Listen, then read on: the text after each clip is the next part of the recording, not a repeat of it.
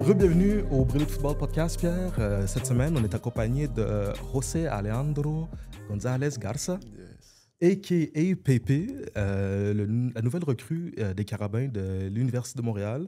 Merci à tous les auditeurs qui nous suivent d'être encore là avec nous. Sans plus tarder, je tombe pas dans le vif du sujet, mais je commence l'épisode comme on a l'habitude de commencer nos épisodes. Pierre, est-ce qu'il y a quelque chose récemment dans l'actualité qui a retenu ton attention? Ouais. Vas-y donc. Non, c'est parce que depuis tantôt, ouais, moi j'en ai une, mais ouais, je ne vous l'ai pas dit. Il y a, je sais que tu ne suis pas tant de hockey, mais il y a le futur premier choix au repêchage overall qui prédit étant qui va être sélectionné au premier rang, qui a décidé de partir du Québec pour aller jouer à Penn State. À cause que... ils avaient le meilleur hot dog à la cafétéria. À cause que, quand tu joues dans le junior au Québec, tu as une paye minime, là, une coupe de 100$ par-ci par-là, puis une boîte de poulet après ton match dans l'autobus. Mais là-bas, il va faire 700 000 avec les NIL. OK. 700 000. 700 000? 700 000. Fait que par année? Ouais, pour la dernière année qu'il va jouer là-bas. Pour la seule année qu'il va jouer là-bas. Versus des certificats cadeaux au Poutine. Ouais. Puis là, ça a fait, tu sais, je veux dire, ramenons-le au foot. Au foot, on commence à pas à le vivre, là, c'est pas ça, là, mais tu sais, je veux dire, oui, on aimerait ça que nos talents restent au Québec, mais à un moment donné aussi, tu sais, on n'est pas fou, puis on n'est pas capable d'accoter nécessairement de la réalité. Tu sais, on n'est pas encore là, mettons, on va le dire de même. Au hockey, est-ce que, admettons, tu as plus de chances d'aller pro? Mais là, c'est ça, c'est tout ça la game. C'est tout ça la game. Parce que là, le hockey au Québec, la Ligue junior majeure de hockey a été longtemps reconnue comme la ligue qui te permettait, la ligue qui se rapprochait le plus du professionnel. Okay. Ils jouent 82 matchs, les Crosby, il y a beaucoup de bons joueurs qui sont passés par là. Georges Larac. Exact. Ouais. Okay, Crosby, Georges Larac. Je voulais montrer que je connais un peu le hockey. Mais là, c'est ça. C'est comme pour le hockey, c'est vraiment une pour le hockey au Canada, au Québec, c'est majeur qu'il y ait probablement le meilleur talent de cette ligue-là qui quitte pour aller jouer NCAA aux États-Unis, ligue qui est de plus en plus compétitive et qui développe plein de joueurs. Là, il envoie plein de joueurs, mais qui joue aussi beaucoup moins de matchs que les 82 matchs junior majeurs. Mais ça a fait vraiment... c'était gros là, pour le monde de hockey qu'un jeune... Nouvelle. Ben oui, le futur premier choix décide de quitter pour aller à Penn State, faire autant d'argent. Puis tu sais, 700 000, il faut remettre dans un contexte. Puis là, tu sais, j'ai l'air de connaître tout. Puis si je fais des petites fautes factuelles, vous me le direz. Mais au hockey, le salaire maximum pour une recrue, quand il arrive dans la NHL, c'est 975 000. T'as beau être le meilleur au monde. C'est pas comme au basket ou au foot là, où ils peuvent avoir plusieurs millions. Eux autres, le salaire d'entrée dans la Ligue nationale, le plus haut salaire, c'est 975 000. OK, ouais. Lui, il va faire 700 000 Ouais. À l'université. à l'université, ce qui est quand même... C'est chouette. Vraiment. Ouais, Tu sais, 700 000, ça veut dire que l'année prochaine, peut-être le gars qui va faire comme lui, il va faire... Tu sais, dans pas long, ils vont faire plus d'argent que le salaire maximum qu'ils peuvent avoir quand ils rentrent pro. Tu penses? Ben oui, il est à 700 000. L'année prochaine, il y en a un qui va faire 1 million. Là. Ouais, non, c'est sûr. Mais bref. C'est une nouvelle réalité, appelons-le comme ça. Là. Exact, c'est une nouvelle réalité. Puis, ouais, c'est ça. Moi, c'est ça qui a retenu mon attention. Uh-huh. Tu l'aurais-tu fait, toi? Partir, si mettons... Si mettons le rougeur, il t'offrait 4 millions, là. Non, mais c'est pas... Mais c'est parce que je dis ça parce que l'année dernière, le QB de Georgia, l'université de Georgia, le QB partant de l'université de Georgia, a transféré à Miami pour aller partant là-bas, tu sais. Pour aller jouer là-bas. Puis, comme par hasard, il y a un deal de 4,5 millions de dollars. C'est juste pour ça que j'ai fait, de la blague. Mais pour revenir à ta question, Pierre. Ben, c'est ça. Dans le sens, ben, tu sais, l'université, en fait, la question c'était, tu l'aurais-tu fait avant, tu sais, mettons, ben, tu l'aurais-tu fait avant, puis aussi, est-ce que c'est, tu sais, on peut se poser la question, puis là, on pourrait en parler longtemps, mais est-ce que c'est bon aussi que ce gars-là, mettons, je reviens à l'exemple que je donnais, là, il a 16-17 ans, là. Ouais, Il va faire 700 000, là.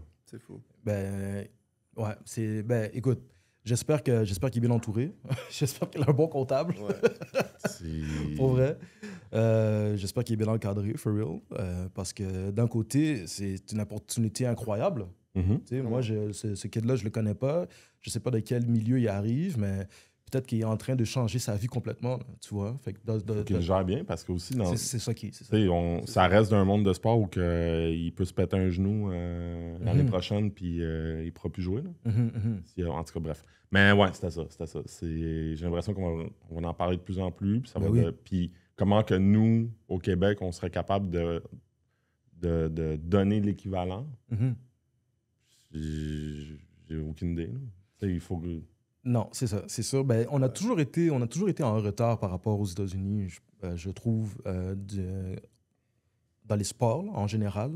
Tout sport confondu, quand tu fais juste regarder n'importe quelle installation sportive d'une université de haut calibre aux États-Unis versus les installations sportives d'une université de haut calibre au Canada, c'est deux mondes complètement différents. Ouais, c'est ça.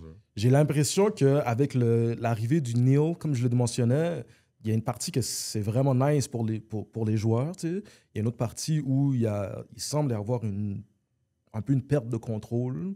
Je ne sais pas comment ils vont pouvoir gérer ça, mais c'est quasiment comme si NCAA c'était devenu du sport semi-pro, là, en fait. Là. C'est comme si tous les joueurs ils devenaient free agent à la fin de la saison. Ouais. Ils peuvent rentrer dans le transfer portal puis aller pas mal où ils veulent. Mais pro, semi-pro, ça reste une business. Là. Ça reste une business. Ces équipes-là, puis comme le junior majeur, là, je reviens à ça, là, mais tu sais, le gars, il jouait pour une équipe junior majeur. Les équipes junior majeures, ils ont des propriétaires. Là. Eux autres, le but, c'est de vendre des billets. Là. NCAA, c'est de vendre des billets, de vendre des chandails, de vendre... Mais oui, mais fait que j'ai l'impression que le fossé entre nous et les États-Unis est en train de s'agrandir à cause de l'arrivée des Neil Deal, parce que, pour ceux qui ne le savent pas, mais les universités, le réflexe qu'ils ont eu lorsque ça s'est arrivé, c'est pour être en mesure de continuer à contrôler leur image, c'est qu'ils ont comme un fund de Neil. Comment je peux dire? C'est comme une entité qu'ils ont au sein de l'université qui fait la gestion des Neil Deals de tous les joueurs. OK. Tu vois ce que je veux dire? Ouais. Fait que, par exemple, ils vont dire, Pépé, si tu viens dans mon université, regarde, c'est comme ça que moi, je suis capable de te dire que je vais te donner un contrat de 4,5 millions de Neil qu'on peut te garantir. Ouais. Mais de l'autre côté, les universités, obviously, ne sont pas fous. Là, s'ils donnent 4,5 millions, ils vont prendre une cote dans ce contrat-là, là, parce qu'eux, ils vont se retourner et aller chercher des advertisers et je ne sais quoi à qui ils vont pouvoir vendre ces trucs-là. Fait qu'avec ces Neil Deals-là, par exemple, Carson Beck, le QB de Georgia, qui lui est parti à Miami pour un 4,5 millions, que dans le fond, c'est des boosters qu'ils vont donner, ben, l'université prend une cote sur ça, right? Ben, en prenant une cote sur ça, ben, avec cet argent-là, ils vont le réinvestir for sure, tu sais. Yeah. Fait que c'est ça. C'est mon it's my little 2 cents. Moi, j'ai l'impression que ça agrandit le fossé entre eux et nous. Faudrait que j'ai pas assez. C'est à nous de catch-up, en fait. Ouais, c'est ça. Ben, de un, c'est à nous. Mais puis j'ai pas tant checké, mais je serais. Tu sais, de ce que je comprends aussi, c'est avec l'image du joueur. C'est pas garanti. Tu sais, mettons, le gars qui fait 4,5 millions, là, s'il fait le cave, puis il y a plein de vidéos qui sortent comme quoi, genre. Il se saoule après tous les matchs, puis... Il brûle un bol d'or, genre. Genre. Quoi? Qu'est-ce que j'ai dit? Oh shit. Mais mettons... Il se le fait enlever? Ben oui, c'est sûr. Parce que l'université, ce qui est le plus important pour eux, par exemple, University of Alabama, USC, c'est l'image de l'université prime avant tout. Là, justement, au début, les joueurs, par exemple, Shedeur Sanders, le fils de Deion Sanders, lui, il avait un Neil Deal indépendant de l'institution dans laquelle il allait. Fait il avait son propre agent qui gérait ses propres contrats, puis tout l'argent passait par lui.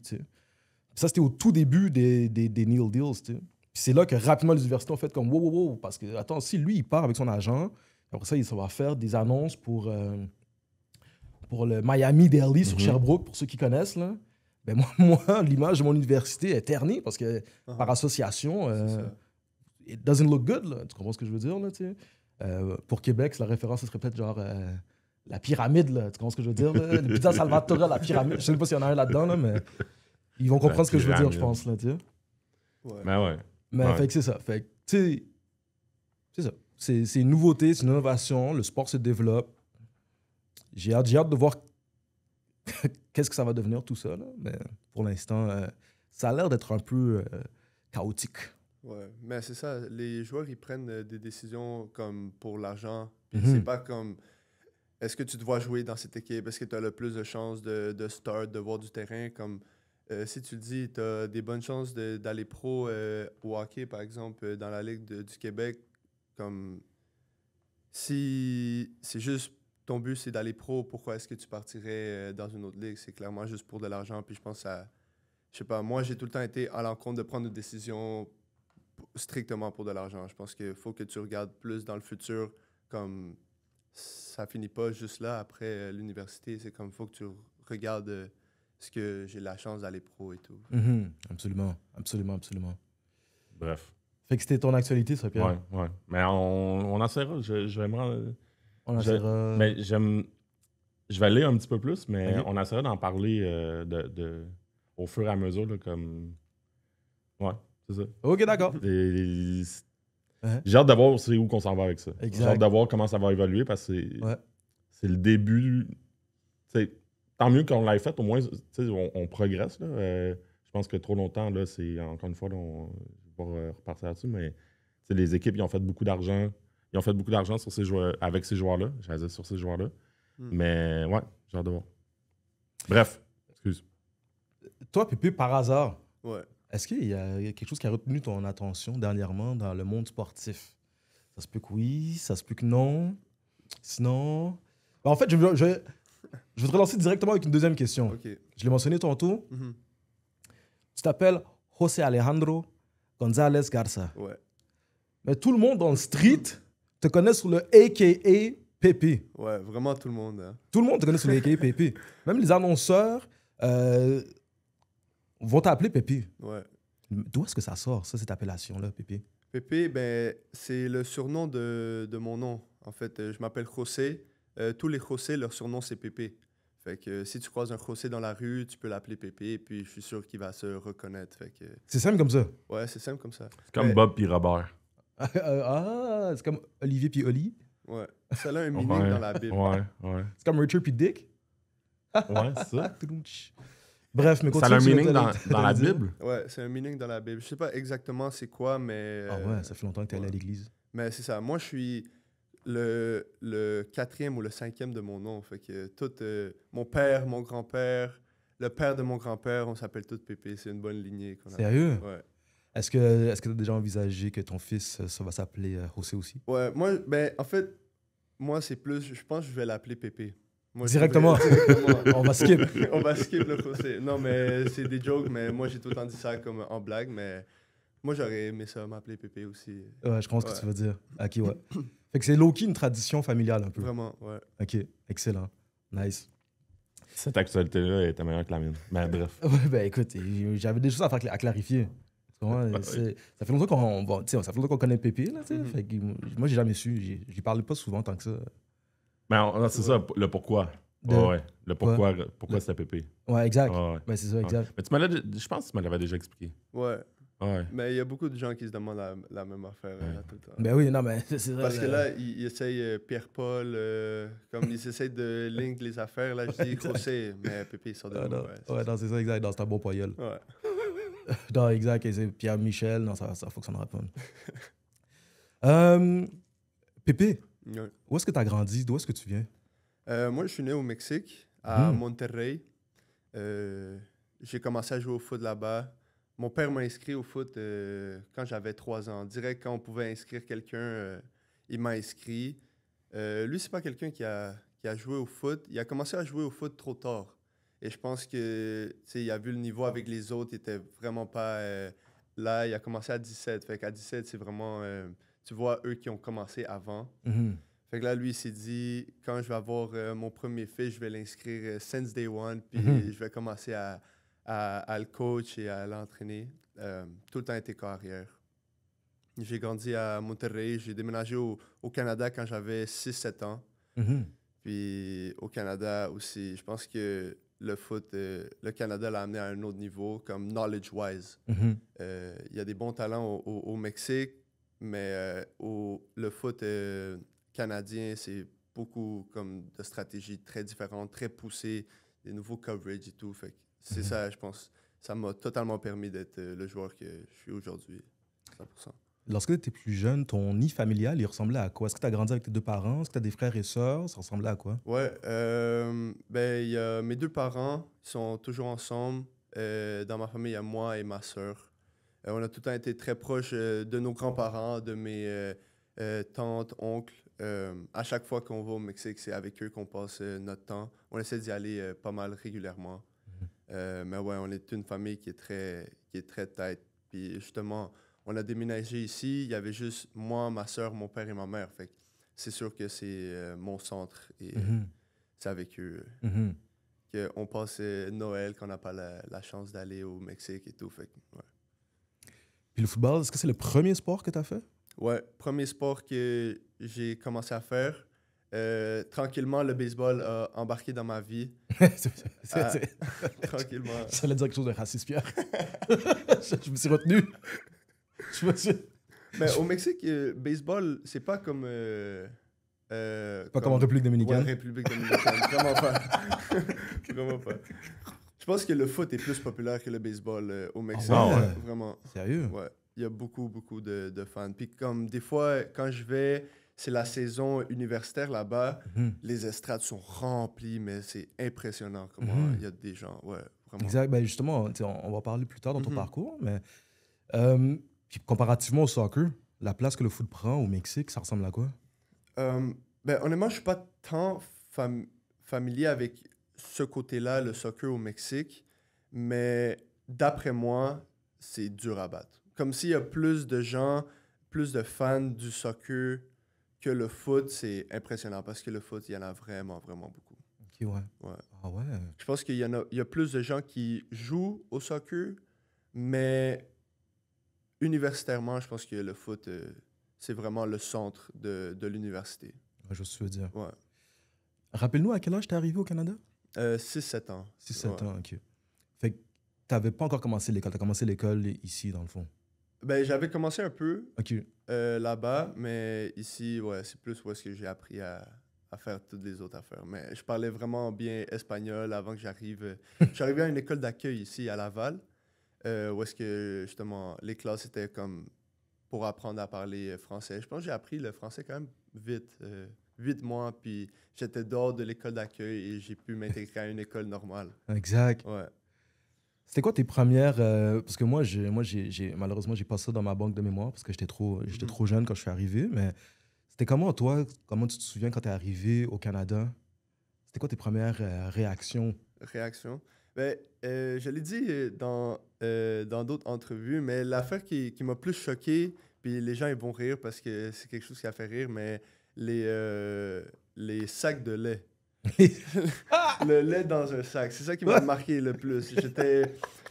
J'étais petit, ça faisait peut-être, je sais pas, 5 mois que j'étais arrivé. Moi, je suis arrivé en octobre. Fait en décembre, c'est là où est-ce qu'il y a le plus de parties de Noël et tout. Je sais pas vraiment où est-ce que je me suis ramassé, mais je me suis ramassé dans une grosse salle avec plus de kids et tout. Il y avait Père Noël et tout ça. Puis il servait des laits avec des biscuits pour les kids. Puis c'est ça, j'ai vu le lait arriver en sac. J'étais comme, est-ce que le sac il va tomber? Comme le sapin dans l'air stable. Qu'est-ce que c'est technologie? Ouais, mais c'est ça qui m'a marqué le plus. Sinon, honnêtement, en étant comme immigrant aussi, j'ai jamais senti que justement j'étais exclu de la société. Comme le Québec, ça a vraiment fait... ça m'a vraiment aidé à m'inclure dans la société. J'ai jamais vu de comme différence ou des gens qui me regardent bizarrement. Puis ça, j'ai tout le temps été thankful pour ça. Puis c'est pour ça que j'essaie d'être un bon citoyen au Québec. Un bon citoyen, Pierre. Un bon citoyen. Toi, t'es-tu un bon citoyen, Pierre? Parce que j'étais encore sur le sac de lait. J'essaie de me souvenir la dernière fois, j'ai bu du lait dans un sac. Ouais, en tout cas, moi, bref. Je peux pas boire de lait. Ah non? Non, mais hein? Je savais pas ça. Non, ben, on enchaîne. Claque des crèmes glacées non-fucking stop. Ouais, mais c'est parce que j'ai comme... Ok, c'est bon. Ok. Qu'est-ce que t'allais demander, Pierre? Rien. Rien? Rien. Fait que t'as grandi... Fait que le premier lieu où t'es arrivé, c'était à Laval, c'est ça? Ouais, Laval. C'était en quelle année environ? Comme 2012. 2012? Si je me... Ok, c'est ça. Ouais. Fait que tu devais être avec quand même beaucoup de Syriens, j'imagine, dans ton quartier, non? Peut-être? Je sais pas. Parce que je sais que dans ce temps-là, il y avait le... J'avais un peu de tout. Des amis de toute culture Ouais, dans mon quartier, Ah, ouais. ok, sure. Puis Fair enough. à l'école aussi, de tous les places du monde. Ok, fair enough. Puis, T'as-tu commencé à jouer au foot en arrivant? Ouais, Ouais. direct. où, quand, comment? Avec qui? Au Chomédé Blues. Les Blues Ah, de ouais. Chomédé. Ouais. Classique Chemin des Blues. Ouais, Eh ouais. je me rappelle. Damn. Puis, c'est le seul sport que tu pratiquais? Encore une fois? Ou... Non, ben en fait, j'ai commencé le baseball à 5 ans, comme un peu avant que je vienne au Canada. Puis quand je suis arrivé au Canada, j'ai continué avec le baseball. Ça a tout le temps été le foot et le baseball. Le foot a tout le temps pris un peu en avant sur le baseball. Donc, si j'avais un match de baseball, une pratique de foot, je priorisais tout le temps le foot. Ok. Parce que, tu sais, dans mon cœur, c'est ça que Que t'aimes le plus? ouais, j'aimais le plus. Mais tout le temps avec le baseball à côté. Mhm. Puis je pense que ça m'a vraiment aidé à me développer comme joueur, ça aussi. Ouais. Si t'avais un jeune pépé là, dans le futur, tu vas lui faire 2 sports? Ouais, moi je pense que pour un athlète, un duo sports, n'importe Ouais. lequel, mais jouer 2 sports, c'est vraiment important. Vraiment, vraiment important. Si c'était pas le baseball, ça aurait été quoi? Moi, je regrette de ne pas avoir joué au basket plus tôt. Ouais, moi aussi. Ouais, vraiment.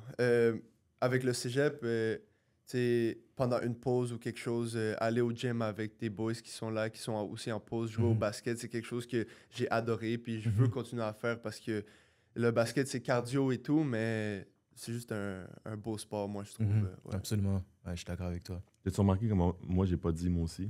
T'aimes pas ça jouer au basket? Ben, Pierre? c'est pas. C'est pas ton... J'ai pas eu cet appel-là. Non, sérieux? Non. C'est pas, c'est pas ton J'aime style. ça, mais moi je jouais au 21. Lancer le ballon correct. Ah ouais, hein. Mais. Un gros ouais. joueur. Dribbler et tout. Ouais. Bref. T'es bon en defense au basket.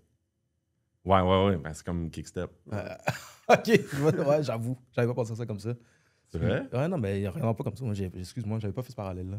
Je pense Mais rarement. ça serait quoi? Ça serait le hockey? Plus... Mais moi j'ai joué au hockey. Ok. J'ai joué au hockey. J'ai joué aussi longtemps au hockey qu'au foot. Ben moi, j'ai joué au hockey. Mais. Mais t'étais-tu bon? Non. Mais le hockey, c'est tough. En plus, c'est ça. Le hockey, tu peux pas tant commencer tard parce qu'il faut que tu apprennes à patiner avant, Ouais, de, non, c'est avant ça. de jouer.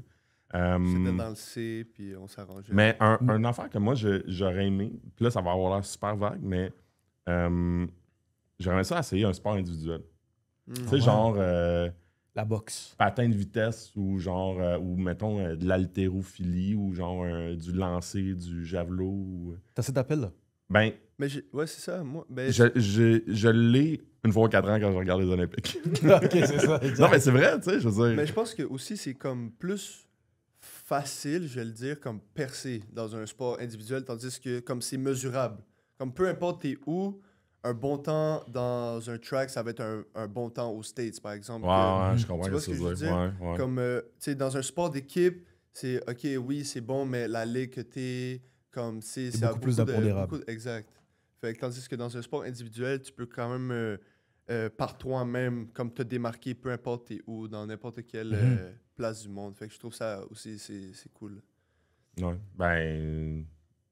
En tout cas, bref. Oui, j'aurais aimé ça, c'est ça. Mais c'est juste, petite parenthèse, parce que tu le dis bien, là, mais j'ai l'impression que ça, des fois, on l'oublie aussi dans un sport d'équipe que tu sais, on s'entraîne individuellement pour être plus fort, pour être plus vite, tu fais du track et tout. Ouais. Mais il faut jamais oublier, puis là, ça a l'air super, ça va de soi, mais faut jamais oublier aussi de pratiquer aussi nos interactions avec nos coéquipiers, la chimie d'équipe, c'est tout ça. Là. exact. C'est tout ça que. Puis c'est ça. Puis c'est pas individuel, c'est toi avec toi. Mhm. Mhm. Ouais. T'as mentionné que t'as joué au hockey aussi. Ouais, au hockey. Un an. Une saison. Fait que là, toi, t'es un genre de Mexicain de Monterrey. Ouais. T'arrives au Canada. À quel âge tu te dis, yo, tu sais quoi? Moi, je veux jouer au hockey. Puis pourquoi tu t'es dit ça? Ben, Je suis au Québec, il faut que j'apprenne à patiner. Attends. Là, tu dis ça, là, mais moi, j'ai jamais eu cette question-là dans ma vie. Là, c'est pas ça. Non, mais c'est parce que tu d'être un sors bon pas dehors citoyen, l'hiver. Hein. Ah, ça, c'est vrai, ça, que je sors pas dehors l'hiver. Ok, excuse-moi, je t'ai interrompu. Ouais, non, c'est ça. Ouais, bon citoyen. C'est ça, bon T'es-tu citoyen. en train de dire que je suis un mauvais citoyen? Non, c'est lui qui dit ça. Faut que tu t'intègres un peu. Oh shit, shots fired. Mais en fait, moi, j'ai pas fait du ski aussi, on pourrait dire la même affaire. Ok, c'est Jamais bon. skié. Ok, c'est bon ça. J'ai déjà fait du ski de fond. Ah. Ça compte pas, ça? Ok. Pourquoi tu peux regarder comme ça, Pierre? Non, je découvre plein d'affaires là que. Au parc Maisonneuve. Ok, fair. Ok, excuse. Non, c'est ça. J'ai fait une saison au hockey. J'ai aimé ça. Ben moi, je jouais dans le C. C'était la catégorie la plus poche. Mais je sentais quand même que c'était important. Comme ils prenaient au sérieux les gars, les coachs, même les parents des joueurs, ils prenaient ça vraiment au sérieux. Fait que ça aussi, c'était comme, OK, j'ai commencé ça beaucoup trop tard parce que moi, je suis vraiment pas dans le niveau. Je pense que j'étais le seul de l'équipe et le goaler qui a pas scoré un but de toute la saison. Et j'avais des opportunités aussi. J'étais vite avec la puck, mais mon finish était vraiment pas là. Il était pas là, là. Ok, ouais, non, je te feel. Je sais ce que tu veux. Ben, je dis je te feel, là, mais. Vas-y, Pierre. Quand j'ai. Parce que moi aussi, là, quand j'ai commencé à jouer au hockey, j'étais pas bon. Ouais. J'ai pas été dans le C, mais mettons dans le B. Uh-huh. Mais à un moment donné, il y avait un joueur qui. Ça m'a fait penser à ça, tu dis de pas scorer. Il y avait un joueur qui il avait pas scoré de l'année, genre. Uh-huh. À un moment donné, il a pogné la puck, il s'est reviré de bord, il est allé scorer dans son but. Ah ouais, dans ton équipe, ça. Ouais, c'est flou, là, tu sais, j'étais jeune, là, mais. Ouais, je me souviens plus si c'était dans mon équipe ou de l'autre équipe, mais j'avais fait comme, qu'est-ce qui vient de se passer? Ok, ça C'était fait comme, furieux. j'ai scoré. Ah, exact. Ouais. Je veux pas finir la saison sur un fuck t'allais te faire rentrer ça. dans un but. Ouais. Ouais. J'ai beaucoup sacré, là. Ok, fait que. Tu sais quoi, j'ai rien à faire, je vais commencer à aller jouer au hockey. Ouais. Fair enough. Un hiver, tu sais, il n'y a pas de baseball, il n'y a pas de foot. Donc, Exact. pourquoi pas? Ouais. Ouais. Donc, tu as commencé à jouer avec les Blues de Chomedey. Ouais. Est-ce que tu as commencé carrière? Au Blues, je pense que je vais dire, tu sais, je dis tout le temps, j'ai tout le temps été QB, mais au Blues, c'est la première fois où est-ce que je n'étais pas QB. Ouais. J'ai joué une saison avec eux, puis je n'étais pas QB, puis ça m'avait frappé dans le cœur. Ok. Euh, T'as et pris dans le cœur? ouais, vraiment. On m'a mis safety. Oh shit! Mais j'étais fort, honnêtement. J'en doute pas une Mais, seconde. ouais, non. Après ça, on a changé d'équipe, bien évidemment, parce que moi, je voulais être QB. Ok. Donc, Le fils du coach qui était QB, fait Ouais, qu'il c'est c'était ça, ça, hein? c'est vrai. Je savais, c'était ça. Ah oui. Incroyable. Fait que tu changes d'équipe pour aller où? Ben en fait, j'ai changé d'équipe et j'ai déménagé en même temps, fait que ça s'est fait un peu en même temps. On a déménagé à Vaudreuil, Ok. Vaudreuil-Dorion, où est-ce que j'ai commencé ensuite, je me suis inscrit au Western Pats. Ok. Puis c'est là où est-ce que je pense que ma carrière de foot bien a commencé. Au Ok, Western ouais. Pats, c'est là où est-ce que j'ai tout le temps été QB. Puis c'est là que ça a commencé. C'est quoi qui est arrivé là-bas qui a fait en sorte que tu as fait comme oh, ok. Je pense que le niveau, les receveurs étaient vraiment meilleurs. Je pense que le jeu aérien était présent. Tandis que avant, quand tu es petit, même si tu es QB, tu prends la balle, toi tu la donnes, soit tu cours. Fait que là, c'est là où est-ce que j'ai connu vraiment le jeu aérien, les concepts. Un peu de lecture, mais pas vraiment à ce niveau-là. C'est plus, tu vois un match-up, t'aimes le match-up, tu lances le match-up. Fait que, À l'ancienne. ouais. Exact, je comprends. Puis, comment tu prononces l'équipe? C'est les Western Pats. Les Western Pats, ok, Ouais. ouais. T'as joué combien de saisons pour eux? J'étais Ou jusqu'à quand, plutôt? Ouais, j'étais en 3e année environ quand j'ai commencé dans une école, on peut dire comme normale, comme avec d'autres personnes. De 3e année à secondaire 1, j'ai joué civil. Après, j'ai commencé secondaire 1 avec Chêne Bleu. Ok. Ouais. Puis pourquoi tu as décidé à ce moment-là de délaisser le civil pour poursuivre dans le football scolaire? Ben, je pense que c'était un peu de soi. J'allais à une école où est-ce qu'on pouvait jouer au foot. Donc, dans ma tête, c'était un no-brainer, jouer pour l'école que ben, tu fais partie. Fait que c'est ça. Comme les coachs, je m'entendais bien avec eux, comme ils me recrutaient d'une certaine façon. J'ai fait Atome aussi. Atome, c'est quelque chose que tu fais 5e année, 6e année, puis secondaire 1, si je me trompe pas. Puis ouais, j'ai aimé l'équipe, j'ai aimé les coachs. Puis c'est pour ça, ça l'a un peu fait graduellement. Parallèlement, tu joues encore au baseball. Ouais. Ça n'a jamais arrêté. Ouais. Ben, le baseball, c'est ça. Le baseball, c'est plus pendant l'été. C'est plus vers la fin de saison du baseball que ça commence à rentrer en conflit avec le camp d'été, toutes ces affaires-là. Mais quand j'étais petit, il n'y avait aucun problème. Ouais, fallait dire. Puis, je connais rien au baseball, mais je connais une position. Non, je connais 2 positions. Catcher, pitcher. Non, batteur, I guess. Bref, tu joues à quelle position? Pitcher, tout le temps. Ok, ouais, tu joues à ben, c'est ça. Moi, j'aimais jouer shortstop. Puis quand tu es plus jeune, tu peux pitcher et tu peux frapper aussi. Moi, frappeur, ça n'a vraiment pas été ma force. Moi, c'est vraiment mon bras, c'était ma force. Frapper, regarder la balle, c'était vraiment pas quelque chose que j'étais bon. Mais ouais, plus tu avances, plus le pitcher, ça devient ta position point. Si tu es troisième but, shortstop, first base, c'est là que tu commences à frapper aussi. Tu frappes et tu joues en défensive. Mais le pitcher, c'est vraiment tes pitcher only, puis c'est ça. Mais quand tu es jeune, tu fais les deux. Excellent. Ouais. Qu'est-ce que tu aimes du baseball? Honnêtement, j'aime la pression un peu que ça fait. Moi j'aime mieux close les games. C'est-à-dire, quand la game est tight, moi, je veux que... Moi, je me fais confiance, tu m'embarques dans le monde, puis je te laisse 0 point. Comme là, c'est à la offense de produire des points. Moi, si tu m'as besoin pour 2, 3 manches, je te garantis, il y a 0 point qui se donne. Mais j'aime ça aussi, commencer des games, être en contrôle, juste voir des pitchs. Admettons, tu lances une curve, juste voir cet effet-là. Tu vois le frappeur qui s'attend à une fastball, tu le vois réagir d'une façon... non, c'est cool, ouais. Ouais, je vois ce que tu veux dire.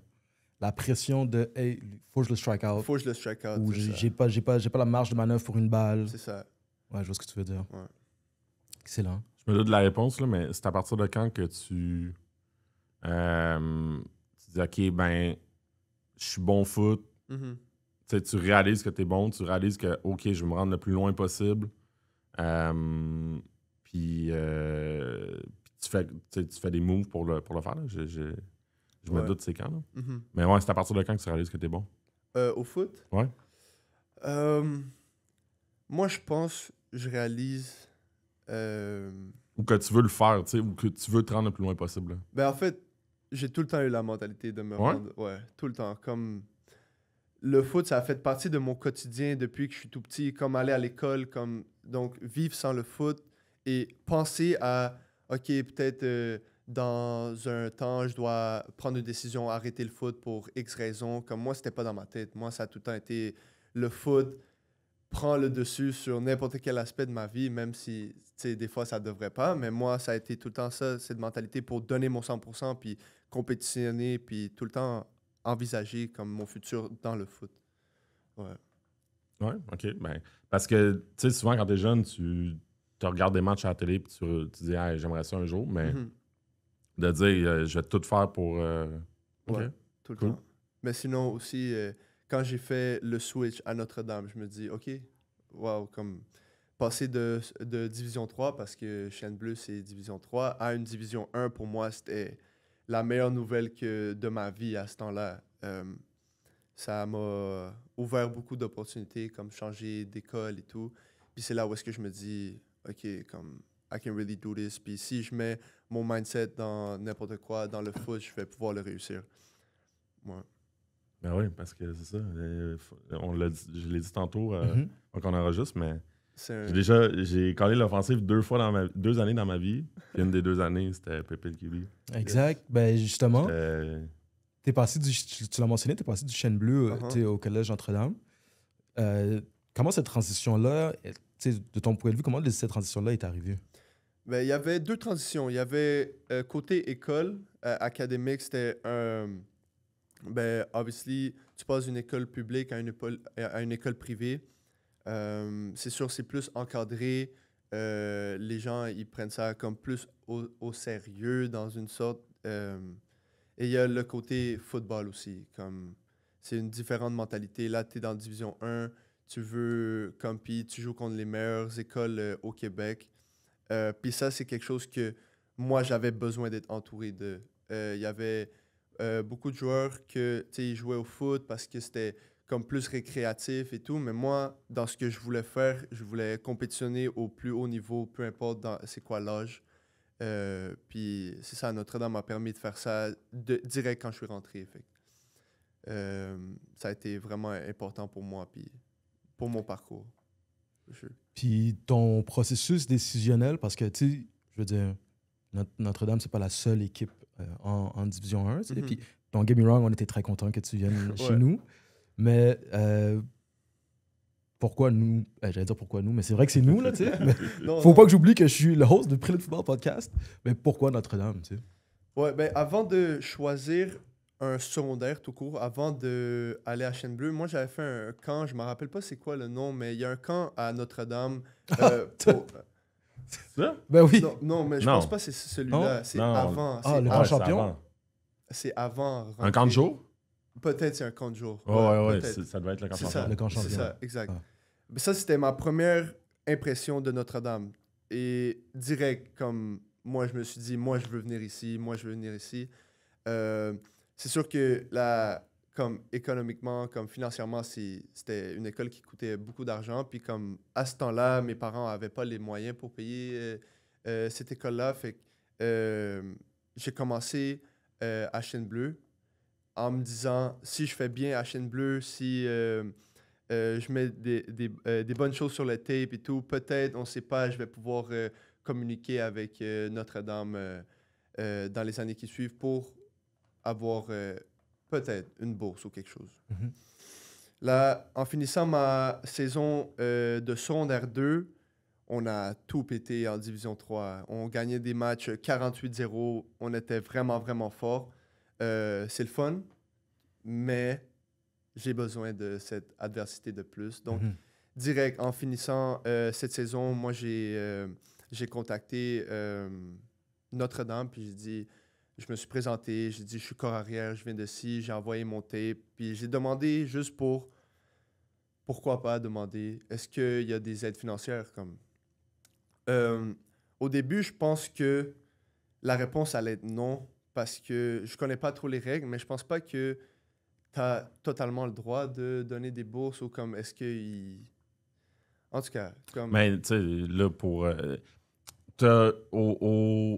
Je sais qu'au cégep, tu n'as pas le droit de donner une bourse sur le fait que tu es un étudiant athlète. Okay. Parce que si, mettons, je te donne une bourse, puis durant l'année, tu décides d'arrêter de jouer, pour plein de raisons, je peux pas t'enlever ta bourse. OK, je comprends. Mais au secondaire, en tant que tel, il n'y a pas de règles, surtout dans un établissement privé. Là.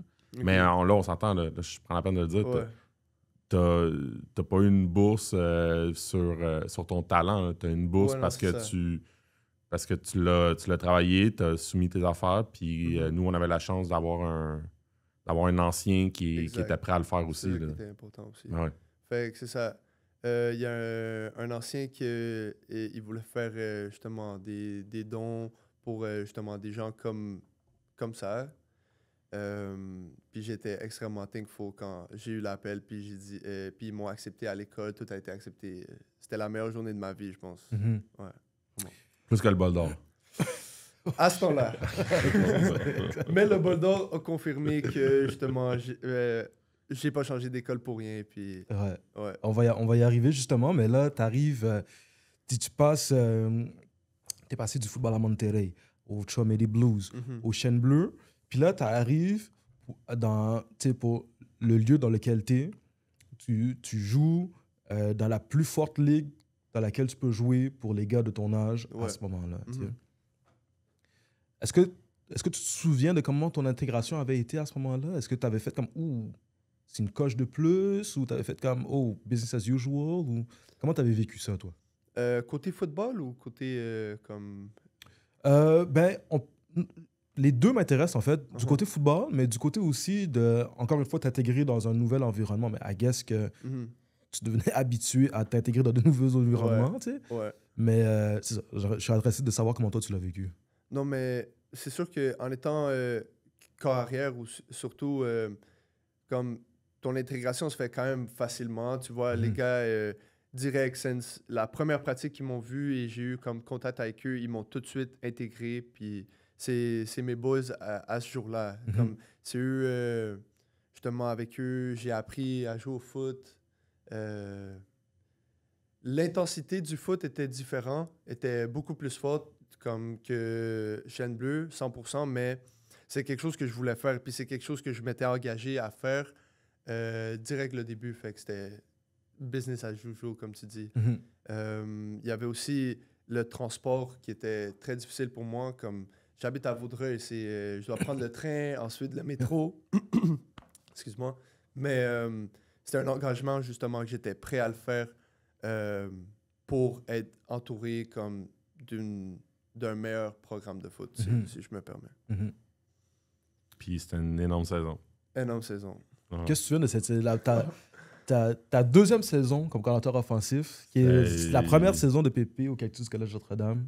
En 2019. C'était la saison avant la COVID. Ouais. Exact. En plus, on jouait dans une petite ligue. On était 4 équipes. Ouais. Fait que on jouait tout le monde 2 fois.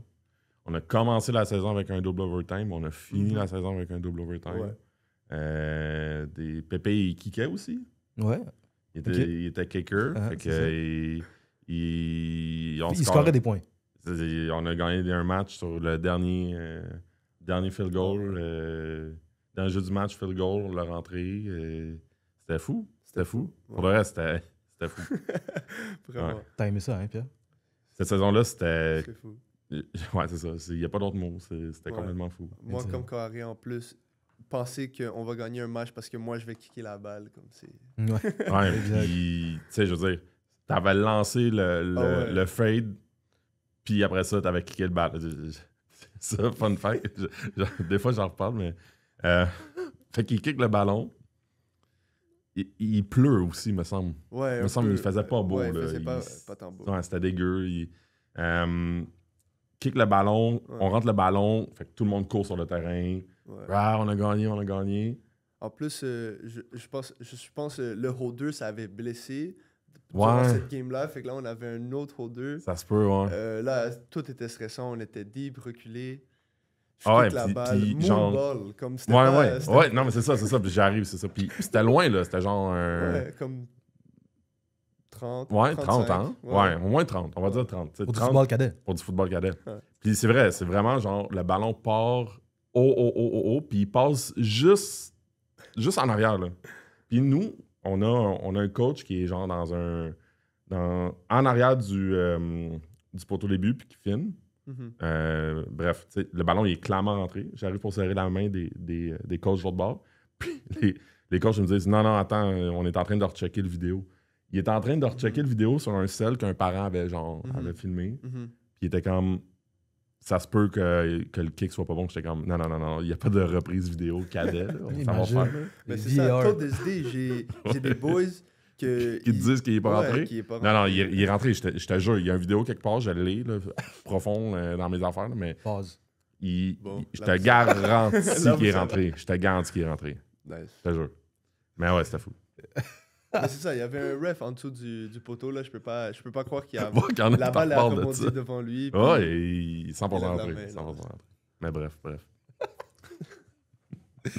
Moi, je sais pas là parce qu'à ce moment-là, on était dans le même programme, mais pas dans la même équipe. Pas encore. Mais ouais, c'était fou. Ouais, vraiment fou. Il a lancé un au Canada 2. Ouais. Chanceux. Gros, c'était fou. Une fois, une rep, un TD. C'était perfection. Exact. On revenait de l'arrière. Bref, on va arrêter de parler d'une saison cadet. Ben non, parce qu'il y a un moment donné... je vous laisse aller. Hein. Après ça, COVID, t'as pas joué ton secondaire 4. Non, malheureusement. Non, mais attends, là, tu skippes des affaires, là, Pierre. Là. Tu vas vite, là. La COVID arrive après cette saison-là, durant laquelle vous avez clairement bond. Ouais. La COVID a hit, mars 2020. Mais Pépé, l'été 2020... Oh. Ouais, c'est vrai, ça. C'est vrai. Pépé, qu'est-ce que tu fais habituellement l'été, Pépé? Ben, j'essaie de... Ou plus jeune, qu'est-ce que tu faisais habituellement l'été? Plus jeune, baseball, mais ça aussi... Mais tu restais tout le temps à Montréal?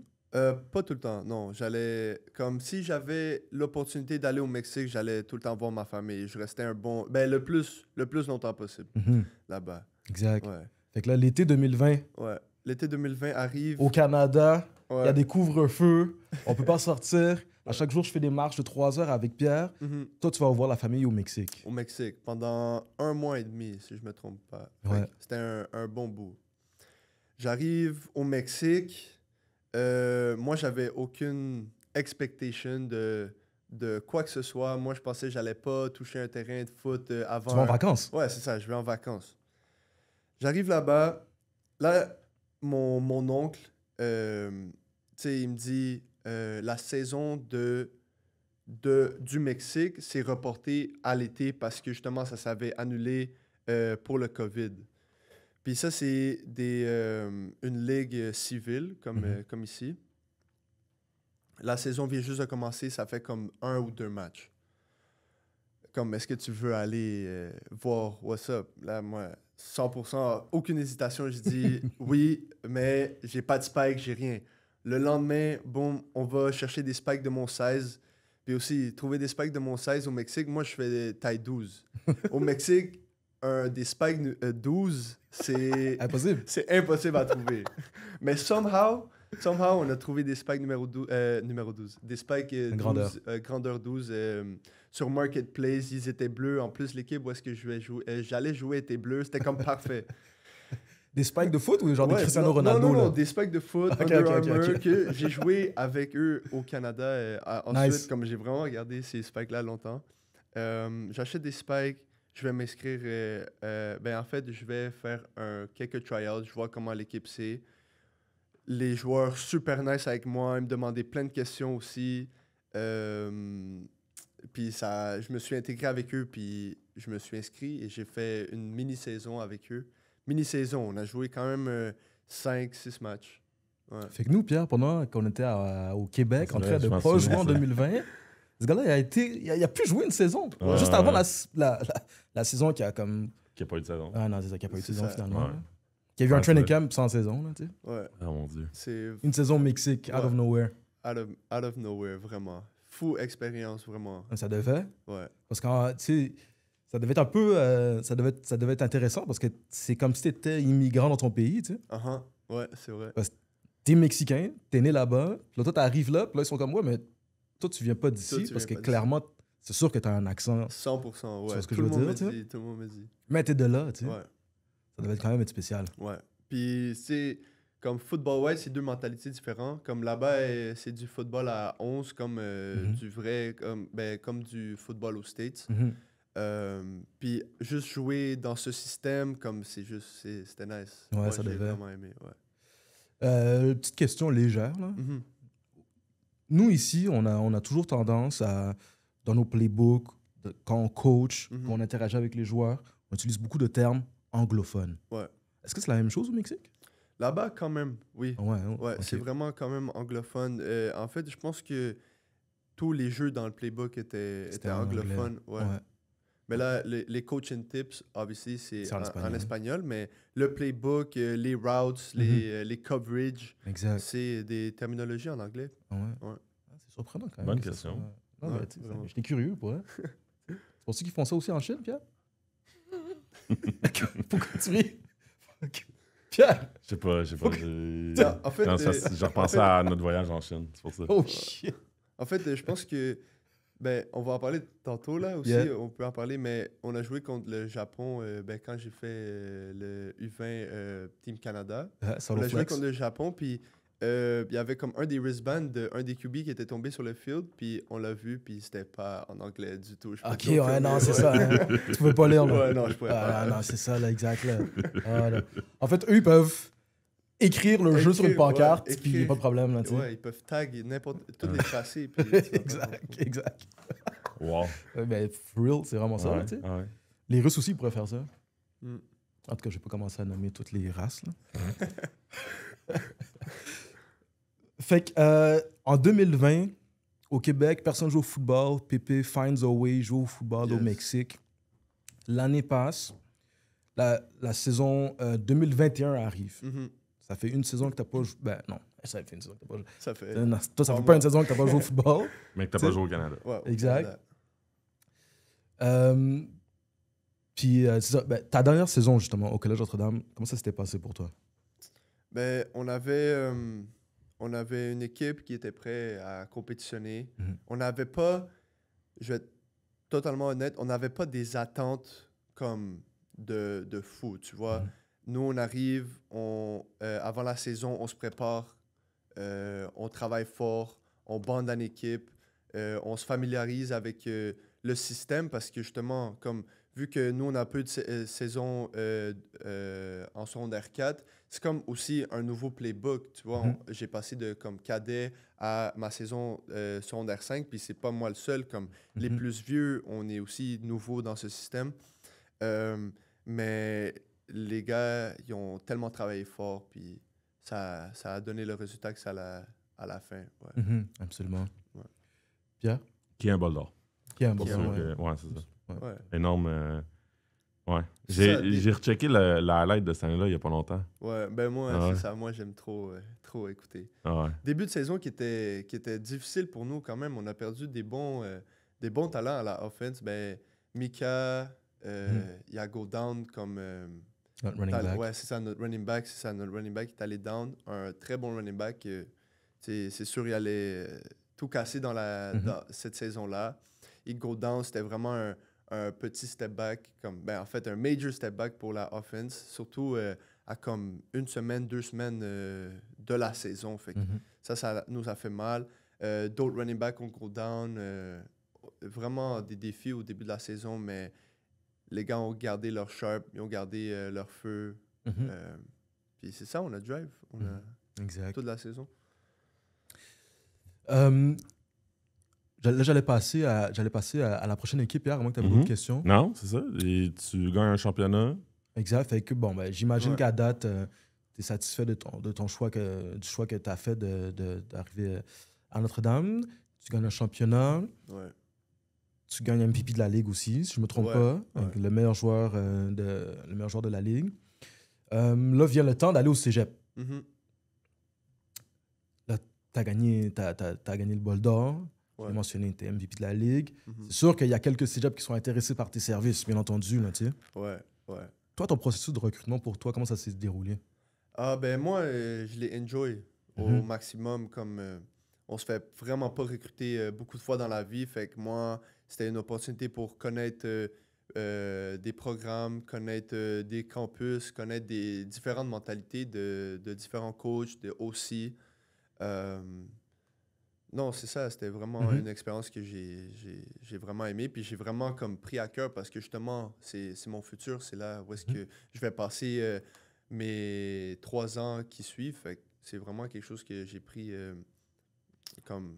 C'était Mhm. important pour moi, Mhm. avec mon père, ma mère et tout ça. Il m'a accompagné dans toutes mes visites, partout. Fait que c'est quelque chose, ouais. Puis, on sait bien entendu que tu as fini par jouer par les Phoenix d'Entrée Grasset. Ouais. C'était, tu sais, si tu es à l'aise, Mhm, c'était quoi, tu sais, avant de choisir les Phoenix, mhm. right? C'était quoi les contenders? Ce que je veux dire, en fait, Ouais. Qu'est-ce que j'essaie de dire, Pierre? Qu'est-ce que tu regardais? Qu'est-ce qui était important pour toi? Puis, mettons, entre quel programme tu as hésité Exact. avant de faire ton choix? Ouais. Ben moi, c'est ça. Moi, j'ai tout le temps comme regardé comme le playbook offensif. Comme moi, comme QB, comme quelque chose qui est très important pour moi, c'est de lancer la balle, obviously. Mhm. Il y a des programmes qui ont tendance à plus courir la balle, il y en a d'autres qui ont plus tendance à lancer la balle. Moi, en sortant du secondaire, la team hot en ce moment, c'était Vanier. Comme il venait de gagner un bol d'or et tout. Fait que moi, c'est sûr que j'attendais. Puis le QB s'en allait. Ouais, le QB s'en allait en plus. Fait que moi, j'attendais Qui t'appelle? qu'il m'appelle. For some reason, c'est une des seules équipes qui m'a pas Appelé? approché. Ah, Ouais, ben. ou il m'a approché un peu trop tard, comme vraiment après que j'aille commit Ouais. avec Grasset, ouais. Fait que moi, c'est ça, j'attends direct quand le blackout est fini, parce qu'il y a une période où est-ce que les coachs ne peuvent pas parler avec les joueurs pendant la saison. Direct quand le blackout est fini, il y a beaucoup de coachs qui commencent à me parler. Je book des visites et tout. Vanier, c'est ça. Moi, je voulais aller à Vanier comme en sortant. Ouais. Mais là, en faisant mes visites, je me suis rendu compte que justement, Grasset, c'était la place. En plus, c'était ma dernière visite, Grasset, Ah ouais? que j'ai fait, ouais. OK. Puis, OK, mais, tu sais, pour TPP, Ouais. t'as gagné le bol d'or, t'es MVP de la Ligue.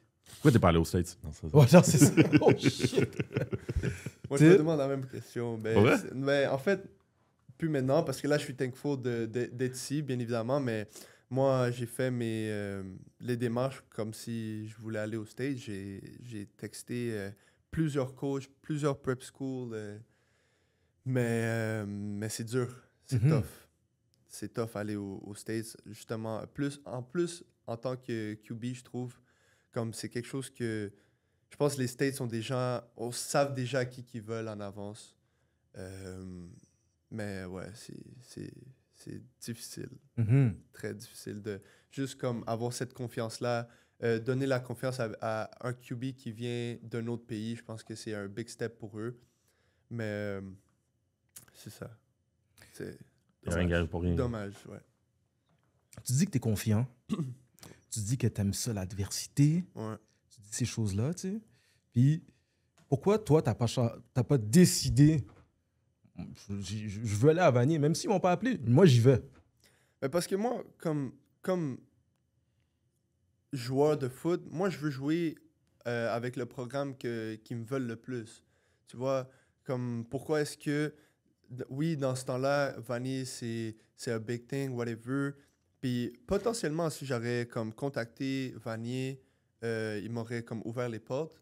Mais moi, comme je veux jouer avec un coach qui me veut, un coach qui tient vraiment pour moi, un coach qui voit un peu la même vision que moi, comme une bonne offensive, que je me vois jouer là-dedans. C'est pas vraiment c'est quelle équipe qui est la meilleure, c'est plus avec qui je me vois plus jouer, avec qui que justement cette relation entre joueur-coach, je l'aime mieux. Comme Mhm. si tu m'approches pas, moi je me dis ben c'est parce que ils ont juste pas la même vision des affaires que moi, ils partagent pas la même affaire. Mhm.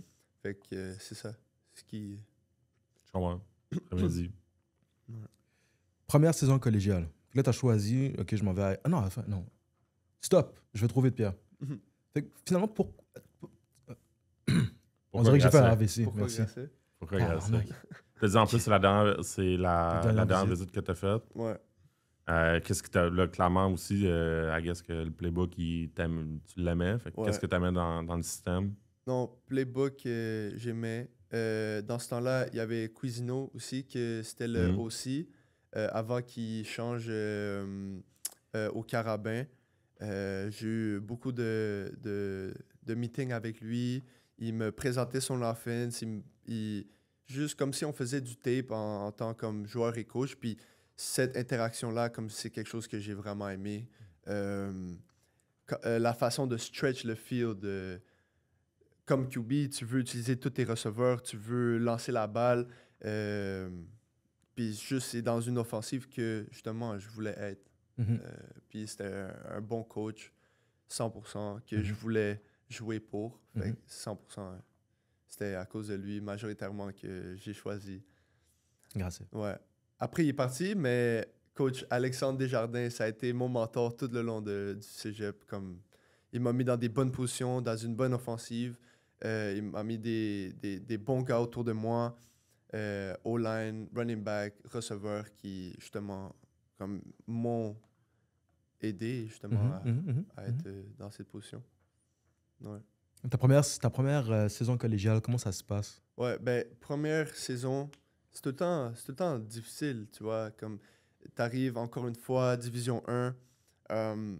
Puis moi, j'ai pas vraiment cette mentalité de, oui, j'ai fait des bonnes choses avant, mais tout s'efface. Comme tu commences une nouvelle étape de ta vie, dans une nouvelle équipe, dans des nouveaux gars que toi, tu connais pas, que eux, ils te connaissent pas. Fait qu'il faut que tu prouves que tu as ta place dans cette ligue-là. Il faut que tu prouves que tu as ta place dans cette équipe. Fait que c'était plus justement m'intégrer à l'équipe, me familiariser avec le playbook.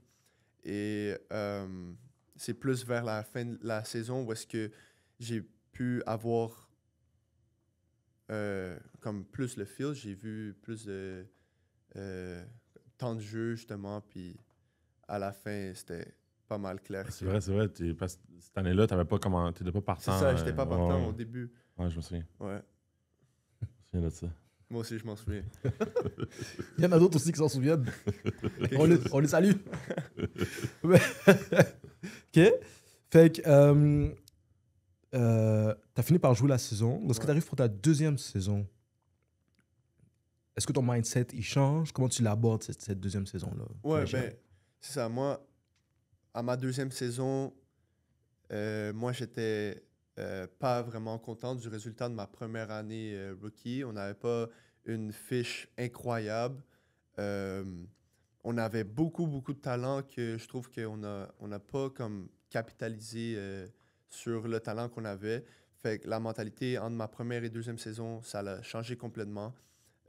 Focus on winning and only winning. Comme on s'en fout qui est sur le terrain, on laisse l'ego de côté, puis on travaille tous pour le même but. Puis ça a été une vraiment grosse amélioration. Aussi, de mon côté, j'étais vraiment plus mature dans mes décisions. Quand tu es au secondaire, tu peux faire des décisions un peu questionable puis t'en sortir la plupart du temps. Mais ça, à ma rookie year, première game, je pense, c'est contre Limoilou. C'est aussi l'équipe qui est hot dans ce temps-là. Première année, premier match collégial. J'essaie de faire des trucs bizarres que roll-out, lance à travers mon corps. C'est des choses que, tu sais, peut-être au secondaire, tu peux t'en sortir. Mais arrivé au cégep, tu peux pas faire ces choses-là, ces erreurs-là. Fait que, arrivé à ma deuxième année, j'avais en conscience que, comme, faut protéger la balle, faut être un peu plus mature dans tes décisions, dans tes lectures. Faut pas que tu prennes aucune décision au hasard. Il faut que tu ailles un pourquoi derrière la décision. Tu peux pas, justement, lancer à quelqu'un puis ta réponse soit « Ah, ben, je sais pas pourquoi j'ai lancé. » Comme tout doit être calculé, tout doit être avoir une raison comme derrière ta décision. Je pense que c'est ça qui m'a aidé à, justement, progresser 100%. Ils disent que tu peux pas être un bon carrière si les joueurs autour de toi sont pas bons. Ouais, 100%. Il faut que tu t'assures que les joueurs autour de toi, c'est ça. Faut que tu t'assures que tes receveurs soient corrects, faut que tu t'assures que tes running backs soient corrects, faut que tu t'assures que tes O-line soient corrects. Faut que tu démontres du leadership en ce sens-là. Tu as comme un peu pas le choix, parce que si tes receveurs sont poches, ben ta carrière, ça sert à rien. Puis si tes O-line ne bloquent pas, ça sert à rien. Si tu le fais intentionnellement, comment toi tu t'assures que les autres joueurs autour de toi dans ton offensive soient on par avec ce que toi aussi tu désires? Ouais, ben, faut que tu le mettes en confiance. Tu vois, les receveurs, ils peuvent avoir des erreurs, ils peuvent avoir des drops. Comme moi, je peux manquer une passe. Mais c'est cette attitude de comme, hey, comme, it happens, I'm gonna get you the next ball. I'm gonna get you the next ball. Puis tu vas avoir ta chance comme de rebuild par-dessus ça. Peu importe qui est sur le terrain, moi j'ai confiance, la même confiance à mon receveur wide que mon slot, comme peu importe. Moi je trust 100% tout le monde. Puis c'est quelque chose que, justement, je pense que les gens ils ressentent comme... c'est sûr ils sont stressés et tout, mais comme si ils voient que justement tu fais ton route, t'es libre, t'es à la bonne place, je vais te lancer la balle. Si whatever happens, puis on passe au next play, puis on continue. Bien dit. Ouais. D'où tu penses que ça vient ton next play mentality? Parce que depuis tantôt, tu parles, puis ça a l'air d'être plutôt facile pour toi de comme quelque chose arrive, puis OK, c'est bon, on efface, on reset, on recommence, on passe à autre chose. Tu sais. Non, c'est ça. Ben, c'est sûr pas facile pour tout le monde. Ça. Non, c'est ça. Puis même des fois, moi, je trouve que it's frustrating. Des fois, tu vois quelque chose dans le terrain, puis un big miss opportunity qui aurait pu changer la game au complet. Comme c'est frustrant, mais c'est encore plus frustrant de rater le deuxième jeu, le troisième, le quatrième. Fait que, comme c'est à ton avantage de comme tu peux rien faire rendu là. Comme oui, t'as fait le mauvais read. Oui, le corner était high. Peut-être t'aurais pu dump la balle en bas. Tu t'es fait pick, whatever. Mais il n'y a rien de bon qui va arriver si tu continues à repenser au même jeu.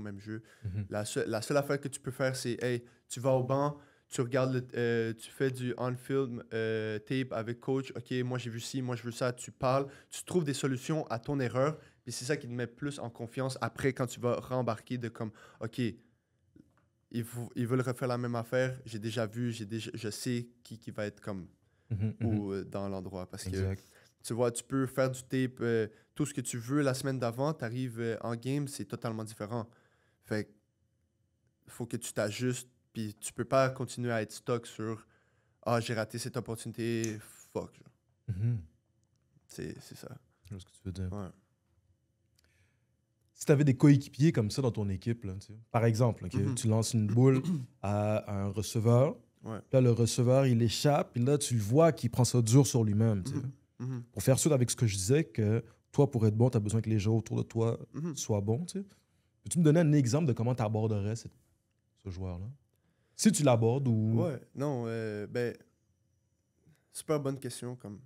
Moi, je pense que le laisser être un peu, genre, dans son own world, comme les... Genre, peut-être pendant que la défense est sur le terrain, comme il sait comme qu'est-ce qu'il a fait de mauvais, comme il n'y a pas besoin de moi, il n'y a pas besoin de, tu sais, aucun coach, tu vois, s'il fait une erreur, il drop une boule ou quelque chose, c'est quelque chose qui fait du mal à l'équipe, mais comme c'est quelque chose qu'il sait c'est quoi son erreur, comme il n'est pas obligé de se faire rappeler, comme tout ce que moi je pourrais lui dire, c'est que yo, on passe au prochain drive, comme je vais te donner la balle, tu vas avoir ton opportunité, puis plus vite je donne la balle à ce joueur-là, plus vite c'est comme, OK, comme le stress est passé, on peut continuer à jouer. Comme, lui, il sait que moi, j'ai confiance en lui, puis s'il sait que moi, je veux lui donner la balle, il va faire en sorte que ça va arriver. Fait c'est juste pas, justement, lui dire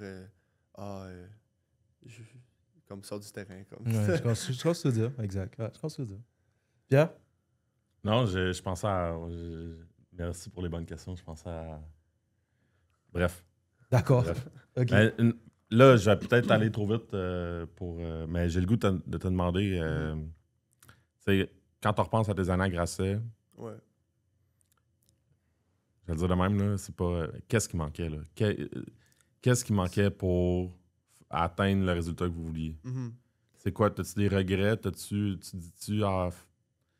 parce que, tu sais, je veux dire, vous aviez une bonne équipe, vous êtes comme tout le temps passé... mais ouais. Ouais. Non, mais c'est des détails. Comme des détails nous ont coûté comme beaucoup de choses, beaucoup de, justement, miss opportunities.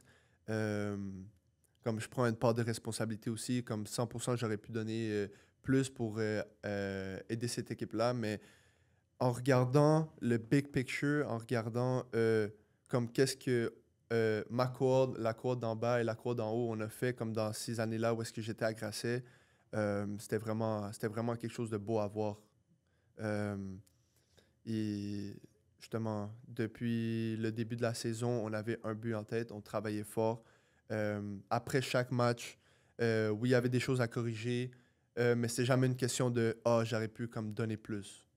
Comme on donnait tout le temps notre 100% à chaque fois. Ouais, comme c'est tout le temps des détails, mais c'est des détails. Mais tu sais, tu l'as dit, puis ça reste une ligue compétitive, mais Grasset, dans les dernières années, ils sont tout le temps compétitifs. Ils ont tout le temps de shot. Ouais. Réalistement, c'est pas le cas de toutes les équipes. Là. Mais ils ont réellement tout le temps de shot. Ben, c'est un peu ça, tu sais, je regardais ça, puis c'est un parti pris, on le sait, là, il y en a beaucoup.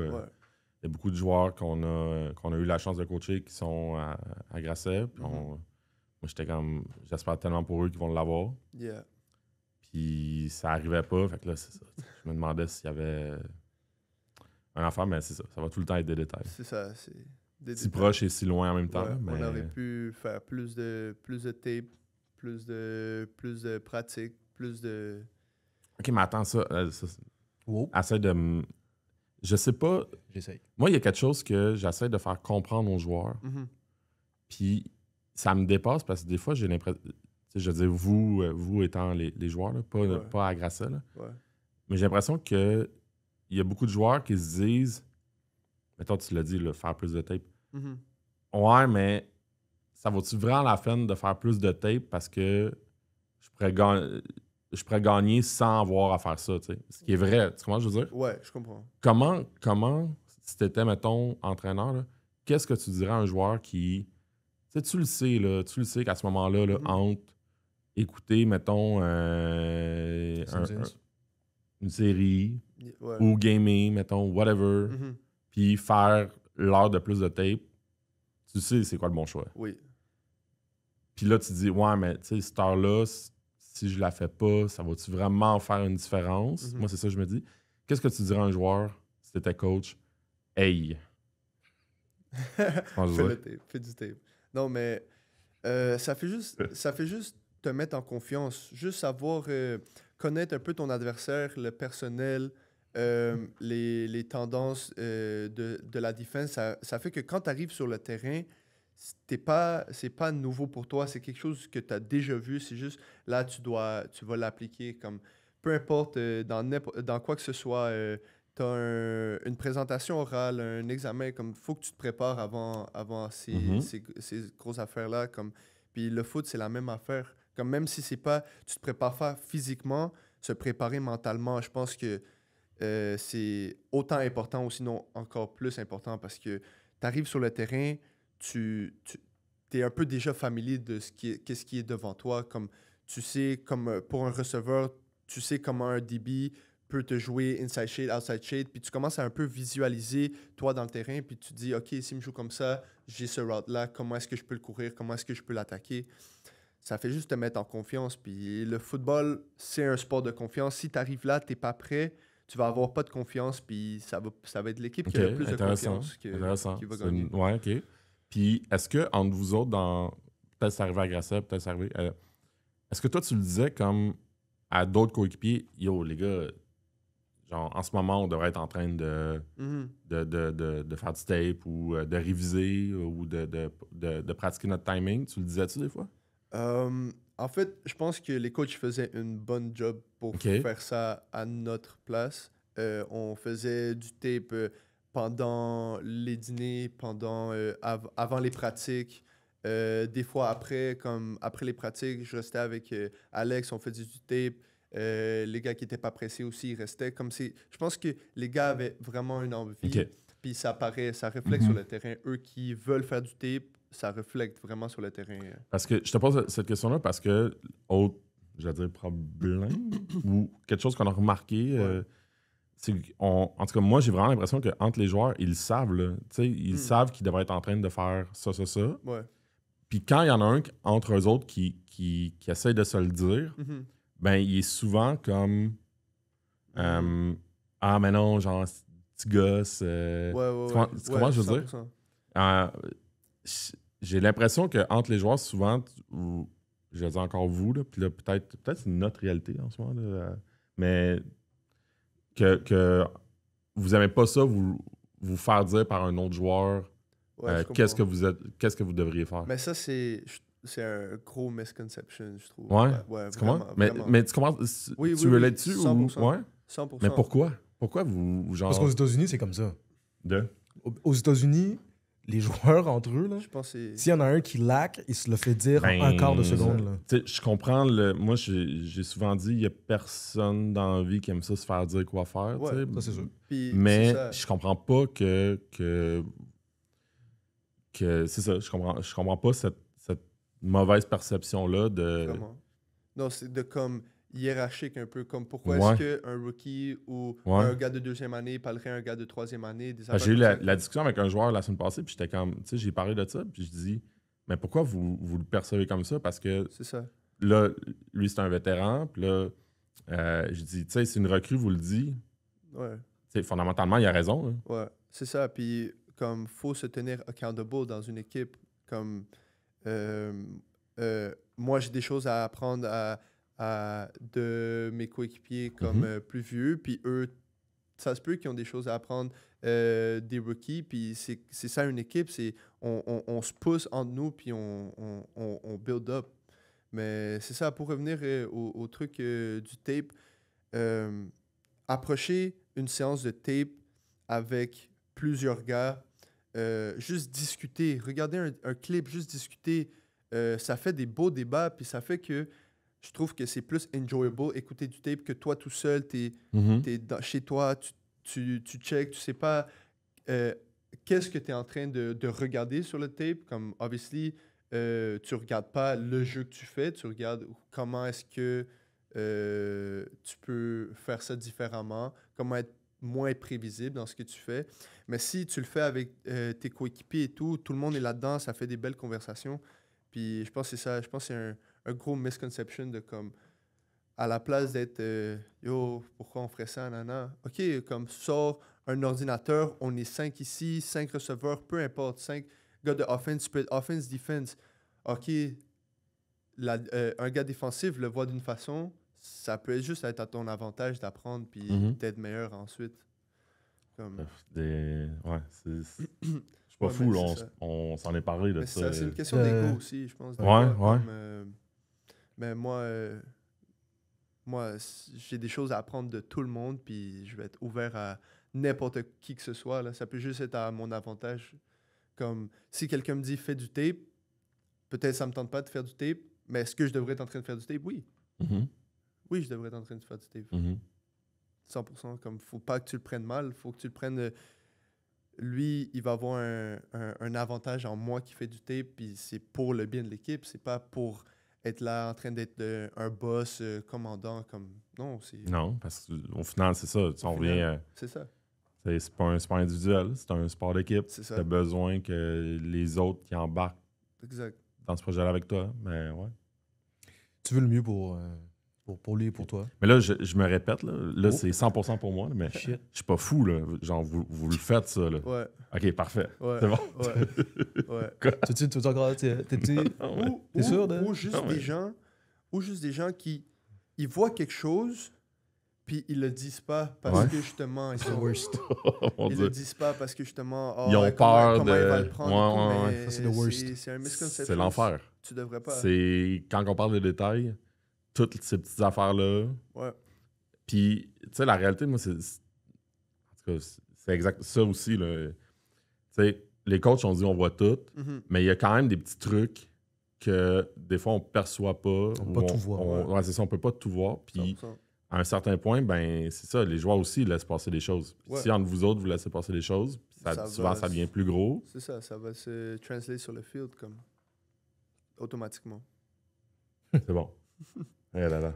On aurait réglé, mais au moins je suis content de... Ben écoute, on fait avancer la discussion, en tout cas, ça c'est sûr. Ouais. Hein? C'est bon. Ta dernière saison à Grasset. Yes.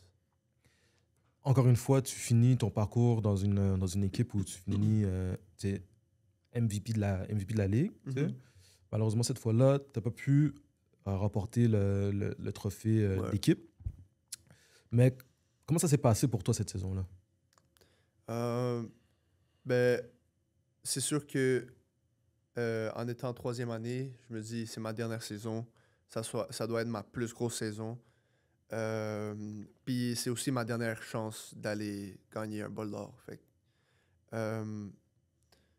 on avait des bons joueurs, des joueurs qui voulaient compétitionner, des joueurs qui voulaient start, qui à chaque pratique avaient faim pour leur spot. Puis ça translate un peu sur le field parce que quand tu es sur le field, tu veux pas sortir du field. Juste une très belle saison. Obviously, ça n'a pas fini comme on voulait. Oui, j'ai gagné MVP et tout, mais moi, c'est pas pour les prix individuels que je joue, moi. Je joue pour gagner des bols d'or. Fait ouais, cette saison, je vais l'avoir sur le cœur. Comme une bonne saison, très bonne saison, pas avec le résultat qu'on voulait, mais je suis vraiment content d'avoir laissé au moins Grasset avec cette saison que j'ai jouée. Je suis quand même fier de tout le monde.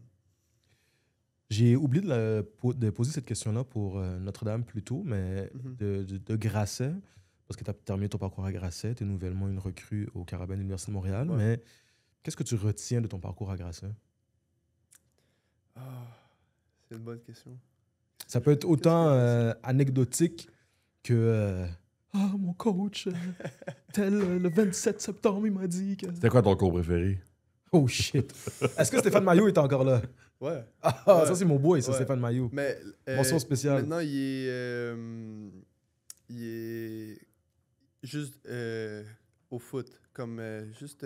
Sérieux? Ouais. Là, on parle du prof de français, là? Ouais. Mais c'est ça. Prof Là, de français à Grasset, OG dans le game. C'est ça. Mais là, c'est plus un prof. Il fait juste venir aider les gars pour justement leur dissertation, écriture, juste pour qu'ils comprennent un peu plus la matière. Genre tuteur style. Ouais, tuteur. C'est ton ami, toi? Ouais, c'est vraiment mon ami. Je te raconterai des histoires sur lui, là. OK. Non, mais en tout cas, moi, je suis là avec lui dans le parking, là. OK. Ah, gros boy. Mais ouais, ce que tu retiens, excuse, on a déraillé, mais... Juste... Puis à part l'escale aussi, là, parce que... Ouais, La cafétéria. Ouais, j'ai compris. Qu'est-ce que je pourrais dire?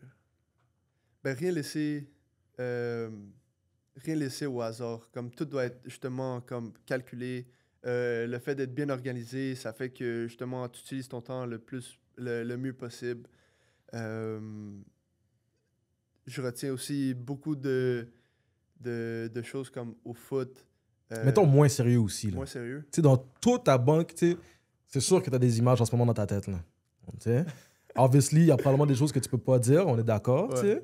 Mais, par exemple, moi, je me souviens, par exemple, que quand je jouais à Notre-Dame, ben, un de mes plus beaux souvenirs, par exemple, peu importe le nombre de victoires, puis tout, c'était quand on était à on avait une retraite fermée de 3-4 jours à l'extérieur.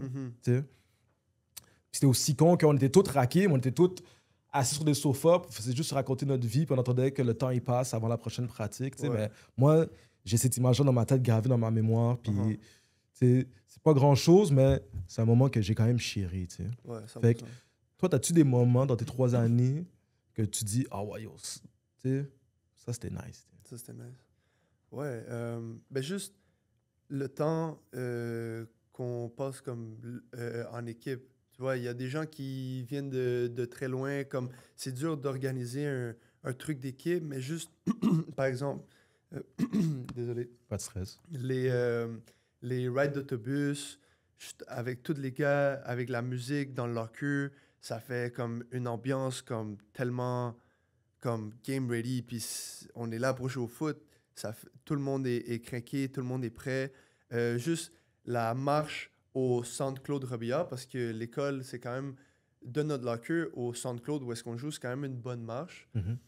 Tout le monde est silencieux, tout le monde est comme focus sur leurs affaires. On se met en haut de la colline, tout en ligne. Genre juste une vue sur le field. Regardez mon coéquipier à gauche et à droite, comme juste qui est prêt à compétitionner puis aller en guerre pour toi. C'est quelque chose que je vais m'en rappeler tout le temps.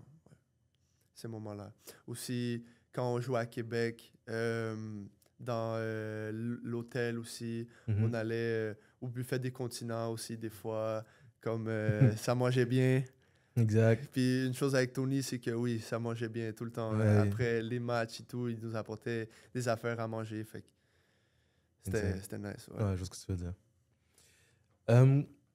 Fait que ton parcours à Grasset s'est fini récemment, après la dernière saison qui vient de se terminer en novembre 2024. Ouais, 2024. Vient le temps de choisir l'université dans laquelle tu vas aller. Ouais. J'imagine que c'était un scénario plus ou moins similaire à lorsque tu as terminé le high school, c'est-à-dire que devait avoir ton ciel devait vibrer après la saison. Ouais. Ben, en fait, c'est ça, mais au cégep, ils peuvent leur parler n'importe quand. Là. À partir de quand tu as commencé à parler à des coachs? Première année, moi, je veux dire. Ouais. Si je devais guesser. À parler avec des coachs, oui, depuis première année. À me faire recruter comme on veut, ça a venu un peu plus après. OK. Ouais.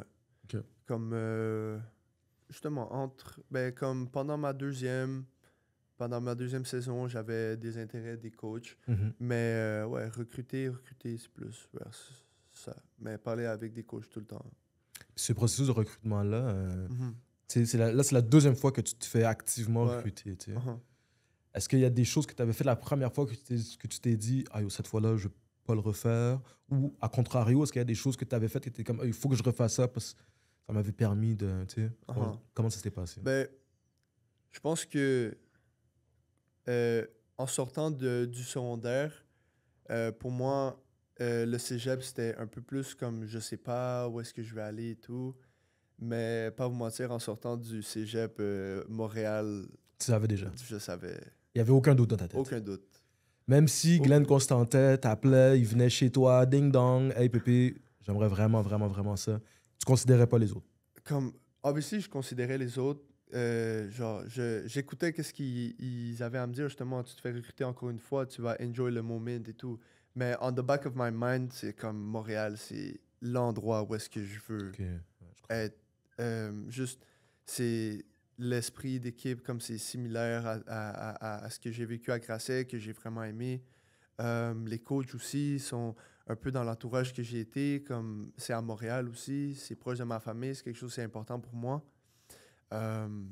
Donc, ouais, il y avait vraiment presque aucun doute que c'est là que j'allais land.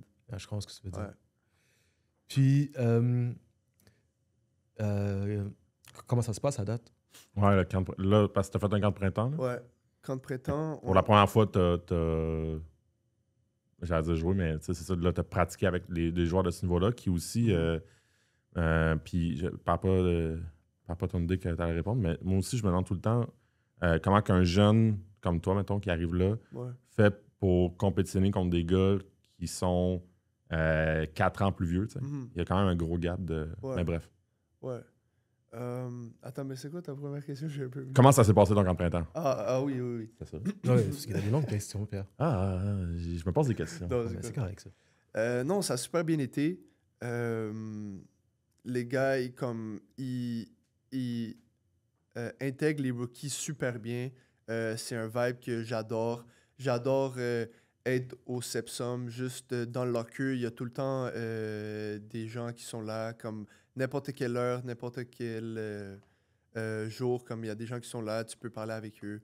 Le camp de printemps, ça s'est très bien passé. Moi, j'ai aimé comment j'ai pratiqué, comment je me suis un peu adapté au speed. Ça a été difficile au début, mais justement, quand tu vas dans un film room, tu vois un peu la mentalité de tous les receveurs, des coachs, puis comment est-ce que les joueurs voient la offense et tu fais juste t'adapter à ce que tu vois. Comme, tu peux avoir un tracé que de Grasset, tu le courais de cette façon, mais l'arrivée au Carabin, il le court d'une autre façon complètement différente à cause de quelque chose de complètement différent que c'est complètement valide.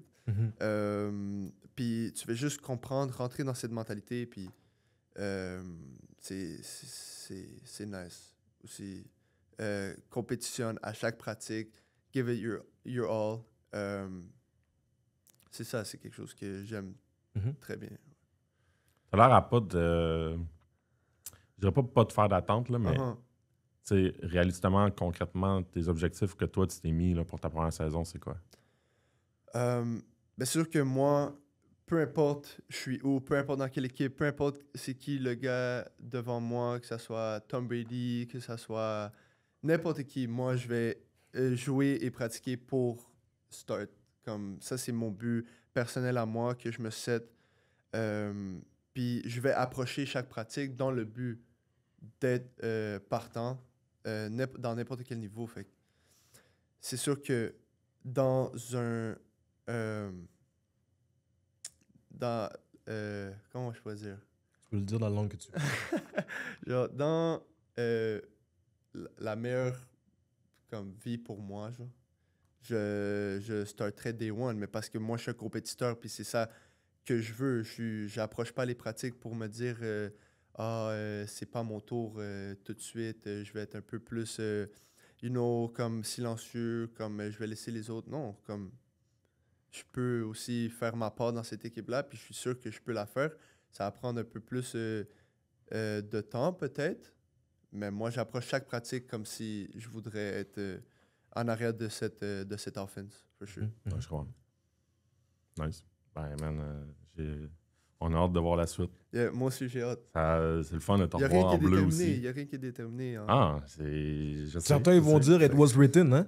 Ça dépend de... ça dépend à qui tu pries, Pierre. Tu pries à qui, toi, Pierre? Je sais Ok, pas, prochaine je question. sais pas. Pépé, Ouais. est-ce que tu te considères un leader? Moi, je pense que je me considère un leader, Ouais. for sure. Tu vois, il y a beaucoup de façons qu'un leader peut être approché. Je sais pas c'est quoi, comment est-ce que je suis un leader en tant que tel, mais je pense que juste pendant les matchs, pendant les pratiques, faut jamais que tu sois too high, never too low. Comme tu sois tout le temps concentré, bien zen dans ce que tu fais. Pas montrer vraiment tes émotions, même si c'est des excellentes émotions, même si c'est des émotions que comme tu es vraiment fâché. Parce que être un corps arrière, comme forcément, tu vas avoir plus de yeux sur toi, comme dans l'équipe. Si tu commences à essayer de trop contrôler par toi-même et tout, c'est là que ça peut désorienter un peu l'équipe. Comme moi, je connais mon rôle dans cette équipe-là. Comme être un carrière, c'est un gros rôle, mais il ne faut pas que tu t'en fasses trop. Comme les coachs ont une part de responsabilité, les joueurs aussi. Comme tu peux pas commencer à contrôler tous, mais c'est juste justement comme être bien concentré puis jamais trop montrer tes émotions. Yeah. Puis autour de toi, comment tu reconnais les leaders? Parce que toi, tu dis que toi-même, tu penses que tu es leader, tu sais pas exactement de quelle manière ça se traduit concrètement, tu sais. Mais si, mettons, tu penses aux leaders que tu as côtoyés, soit à Grasset, soit à Notre-Dame, soit à Chêne Bleue, soit présentement au Carabin, tu sais. Comment est-ce que toi, tu reconnais les leaders, tu sais? Les leaders, c'est plutôt les personnes qui vont te keep accountable. Comme on a parlé, comme si ils voient quelque chose comme les gars, ils vont pas être comme ils vont pas laisser ça slide. Comme ils vont tout le temps t'avertir comme yo ta code yo est à 8 et tu l'as fait short, non. Puis c'est tout le temps des affaires constructives, c'est jamais comme qui visent à attaquer la personne. C'est tout le temps, ils regardent tout le temps le bien de l'équipe avant leur bien personnel. Peu importe c'est quoi, si t'es starter, pas starter, comme faut que tu regardes le bien de l'équipe. Comme les gens qui justement ils enlèvent leur ego aside puis ils font juste justement care de l'équipe, c'est ça les leaders que tu veux dans ton équipe. Pas des joueurs justement individuels qui jouent pour eux-mêmes puis pour leur bénéfice. Est-ce que tu sais nager? Ouais, je sais nager. Ouais. Qu'est-ce qu'il y a à faire? Non, rien. Là, ça. Rien, non. Il y a des affaires. Non, c'est bon, ça. Rien. T'allais faire encore. Non. C'est toi qui as une minorité en ce moment, hein, Pierre? Qu'est-ce qu'il y a? C'est valide. Ouais, correct. Mais non. Si tu devais. Vas-y. Non, vas-y. Ben, j'allais dans la même veine, fait que vas-y. Sinon. Non, mais j'allais dire. Tu sais, t'as parlé qu'au cégep, tu regardais le playbook. T'as parlé d'Alex Desjardins qui a été ton mentor. Qu'est-ce que t'aimes chez un... Parce que la relation d'un QB avec ses entraîneurs est pas juste importante, là, elle est spéciale. Tu passes beaucoup de temps avec ton coach dans une pratique, faire du tape. On dit souvent que le coach, il faut qu'il soit dans la tête de son carrière. Yes. Qu'est-ce que tu aimes chez un coach? Qu'est-ce qui t'allume? Ben, juste un coach avec qui je peux partager une même mentalité, comme passer beaucoup de temps ensemble, c'est très important. Comme tout le temps avec une relation plus comme professionnelle un peu. C'est sûr que je niaisais comme des fois, comme je riais avec Alex, comme c'est sûr comme on passe beaucoup de temps ensemble, mais on avait quand même une relation professionnelle. Puis quand c'était le temps de work, on workait puis on regardait justement du tape ensemble et tout. Puis je pense qu'un des plus gros avantages, c'est que pendant un match, quand aussi justement call un jeu, moi comme carrière, à cause de la situation qu'on est dans le match, à cause de justement du temps qui reste sur le board, je sais qu'est-ce qu'il veut que je frappe. Comme il me colle ce jeu-là pour une raison, puis juste, tu sais, on est sur la même longueur d'onde. Comme après chaque offensive, on se parle de qu'est-ce que lui a vu, de qu'est-ce que moi j'ai vu, de qu'est-ce que le coach en haut dans le booth on a vu. Fait que c'est très important de justement être pareil, comme, et de juste se communiquer tous, qu'est-ce qui arrive. Ouais. Cool, je comprends. Si tu devais manger dans un restaurant pour le reste de tes jours, Ouais. quel serait ce restaurant? Un buffet chinois.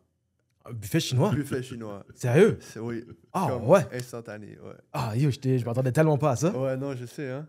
Je pense que tu m'aurais dit Los Planes ou je sais pas trop, là, tu sais. Ben, j'avoue que, justement, ben oui, je suis mexicain, puis oui, j'adore les tacos et tout, mais je pense que poulet Général Tao avec des noodles. Ouf. Ok, ouais. Ça, c'est ton vibe, Ouais, ça.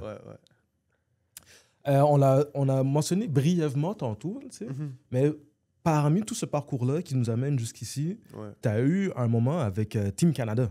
Yes. Ouais. Parce que tu as mentionné surtout que tu as joué. L'été passé, ouais. Ouais, exact. Raconte-nous, c'était où d'ailleurs? C'était à Edmonton. C'était à Edmonton? Ouais. Raconte-nous cette expérience-là.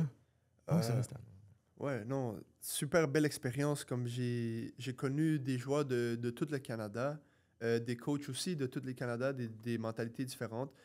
Marco, mon head coach en ce moment, ben, c'était aussi de Team Canada, donc on avait quand même, on se connaissait avant.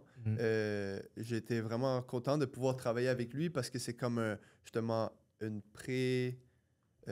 entrevue. Ouais, c'est ça. Comme je vois comment il est comme coach et tout. Puis ça, c'était avant que j'aille commit. Fait que justement, ça l'a plus. Ah, il était là par hasard. Tu penses, Pierre? Quel adon. Il y avait rien d'autre dans son calendrier? Là, Pépé. Je sais pas. À un moment donné, ouais, c'est ça. Exact. Mais non, mais c'est ça. Mais j'ai été vraiment content que justement il ait pu être là parce que j'ai connu un peu comment il est comme coach. Très, très vocal comme coach, quelqu'un qui te ramène à l'ordre et qui sait très bien lead une offensive. Puis justement, je me suis reconnu en jouant pour lui à Team Canada, donc ça s'est transmis dans ma décision universitaire après. Ouais, puis juste les joueurs, ils voulaient être là, compétitionner, c'était vraiment incroyable. Mais là, une affaire que j'ai trouvé ça un peu poche, c'est que justement, on joue contre beaucoup de pays. Mais là, le tournoi était au Canada, c'était à Edmonton.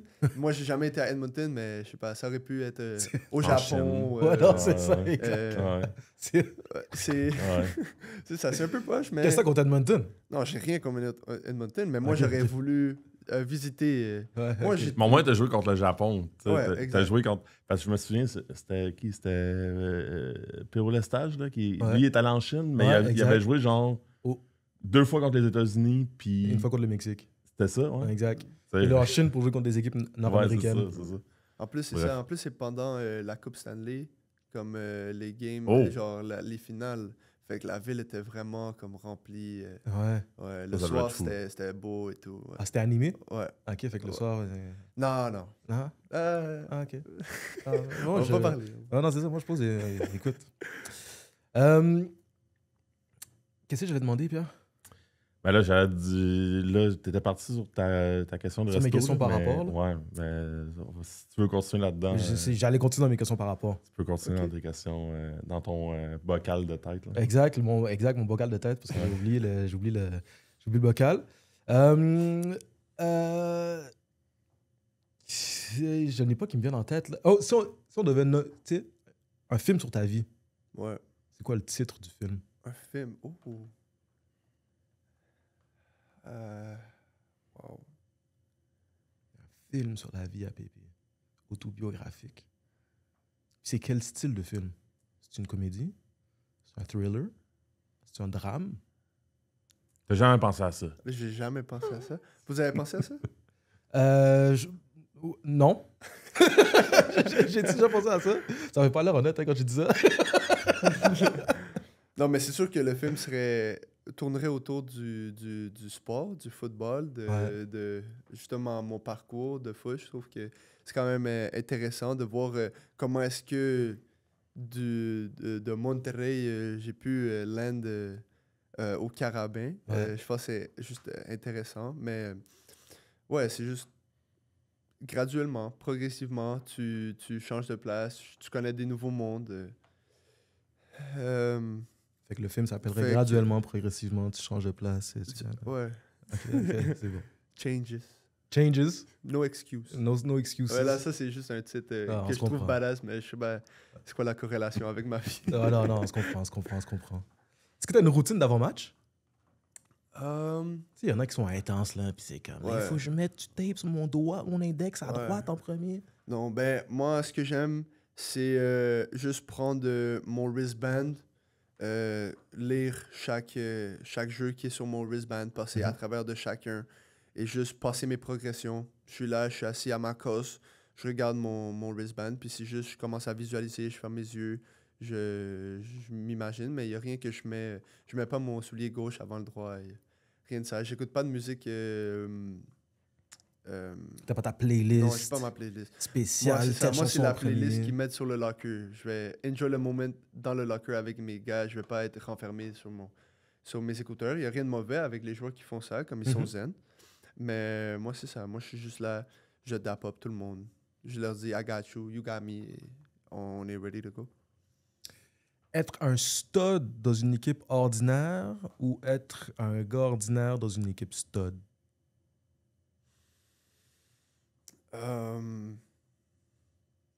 L'équipe qui va gagner le championnat. Donc, être ordinaire dans une équipe stud? Ouais, 100%. Moi, c'est pour ça que je joue. C'est pour gagner. Fair. Ouais. Pierre?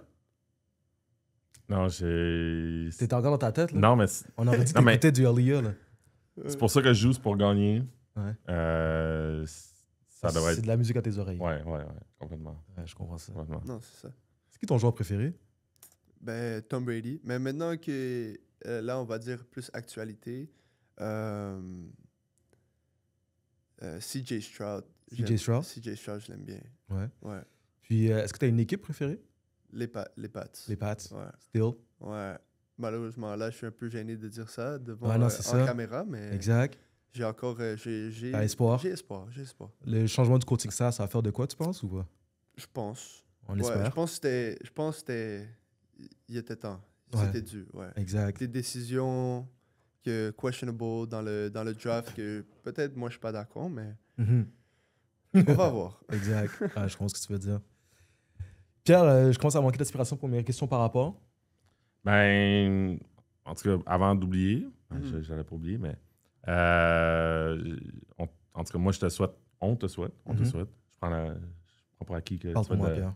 Ouais. On te souhaite le meilleur pour ton début de carrière universitaire. Merci. Tu sais, tu vas passer 4-5 ans avec cette équipe-là. Fait que je te souhaite de gagner le plus souvent possible. Yes. Puis, tu sais, je veux dire, on se connaît, mais je me rends compte que tu es tellement terre à terre puis tellement posé. Fait que j'ai comme le goût de te le dire. Puis, moi, j'aime pas ça me faire dire ça dans la vie, mais je suis comme... Non, mais attends. Fait que tu veux le dire. Mais je comprends. Mais tu sais, j'ai le goût de te dire, je m'inquiète pas pour toi. Parce que quand je me fais dire ça, je prends tout le temps pour acquis que genre... bref. Non, c'est ça. Mais je m'inquiète pas pour toi. Je suis sûr qu'il y a plein de belles choses qui s'en viennent, mais j'ai hâte de te voir au Sepsum, devant une grosse foule. Ça va être la plus grosse foule devant laquelle tu as joué. Ouais, vraiment. Oh, sauf à Laval. C'est ça, mais c'est ce niveau-là. Mais ouais. J'ai bien hâte de voir. J'ai hâte de comment ça va être cette saison. Ça commence dans peu. Vraiment, exact. Ouais, non. Mais puis là, by the way, j'ai pris pour acquis que tu vas éventuellement jouer. Là, c'était pas nécessairement le... Non, c'est ça. Tu l'as dit, il n'y a rien de fait, il n'y a rien de gagné. Exact. Tu vas aller chercher ça, mais ouais. Ben merci Pépé. Je ne vais pas répéter tout ce que Pierre a dit, mais très apprécié. José Alejandro González Garza, a.k.a. Pépé, nouvellement recru pour les Carabins de l'Université de Montréal, un ancien Cactus, un ancien Phoenix. Merci encore, chers auditeurs. Merci d'avoir été là et on se voit la semaine prochaine. Merci.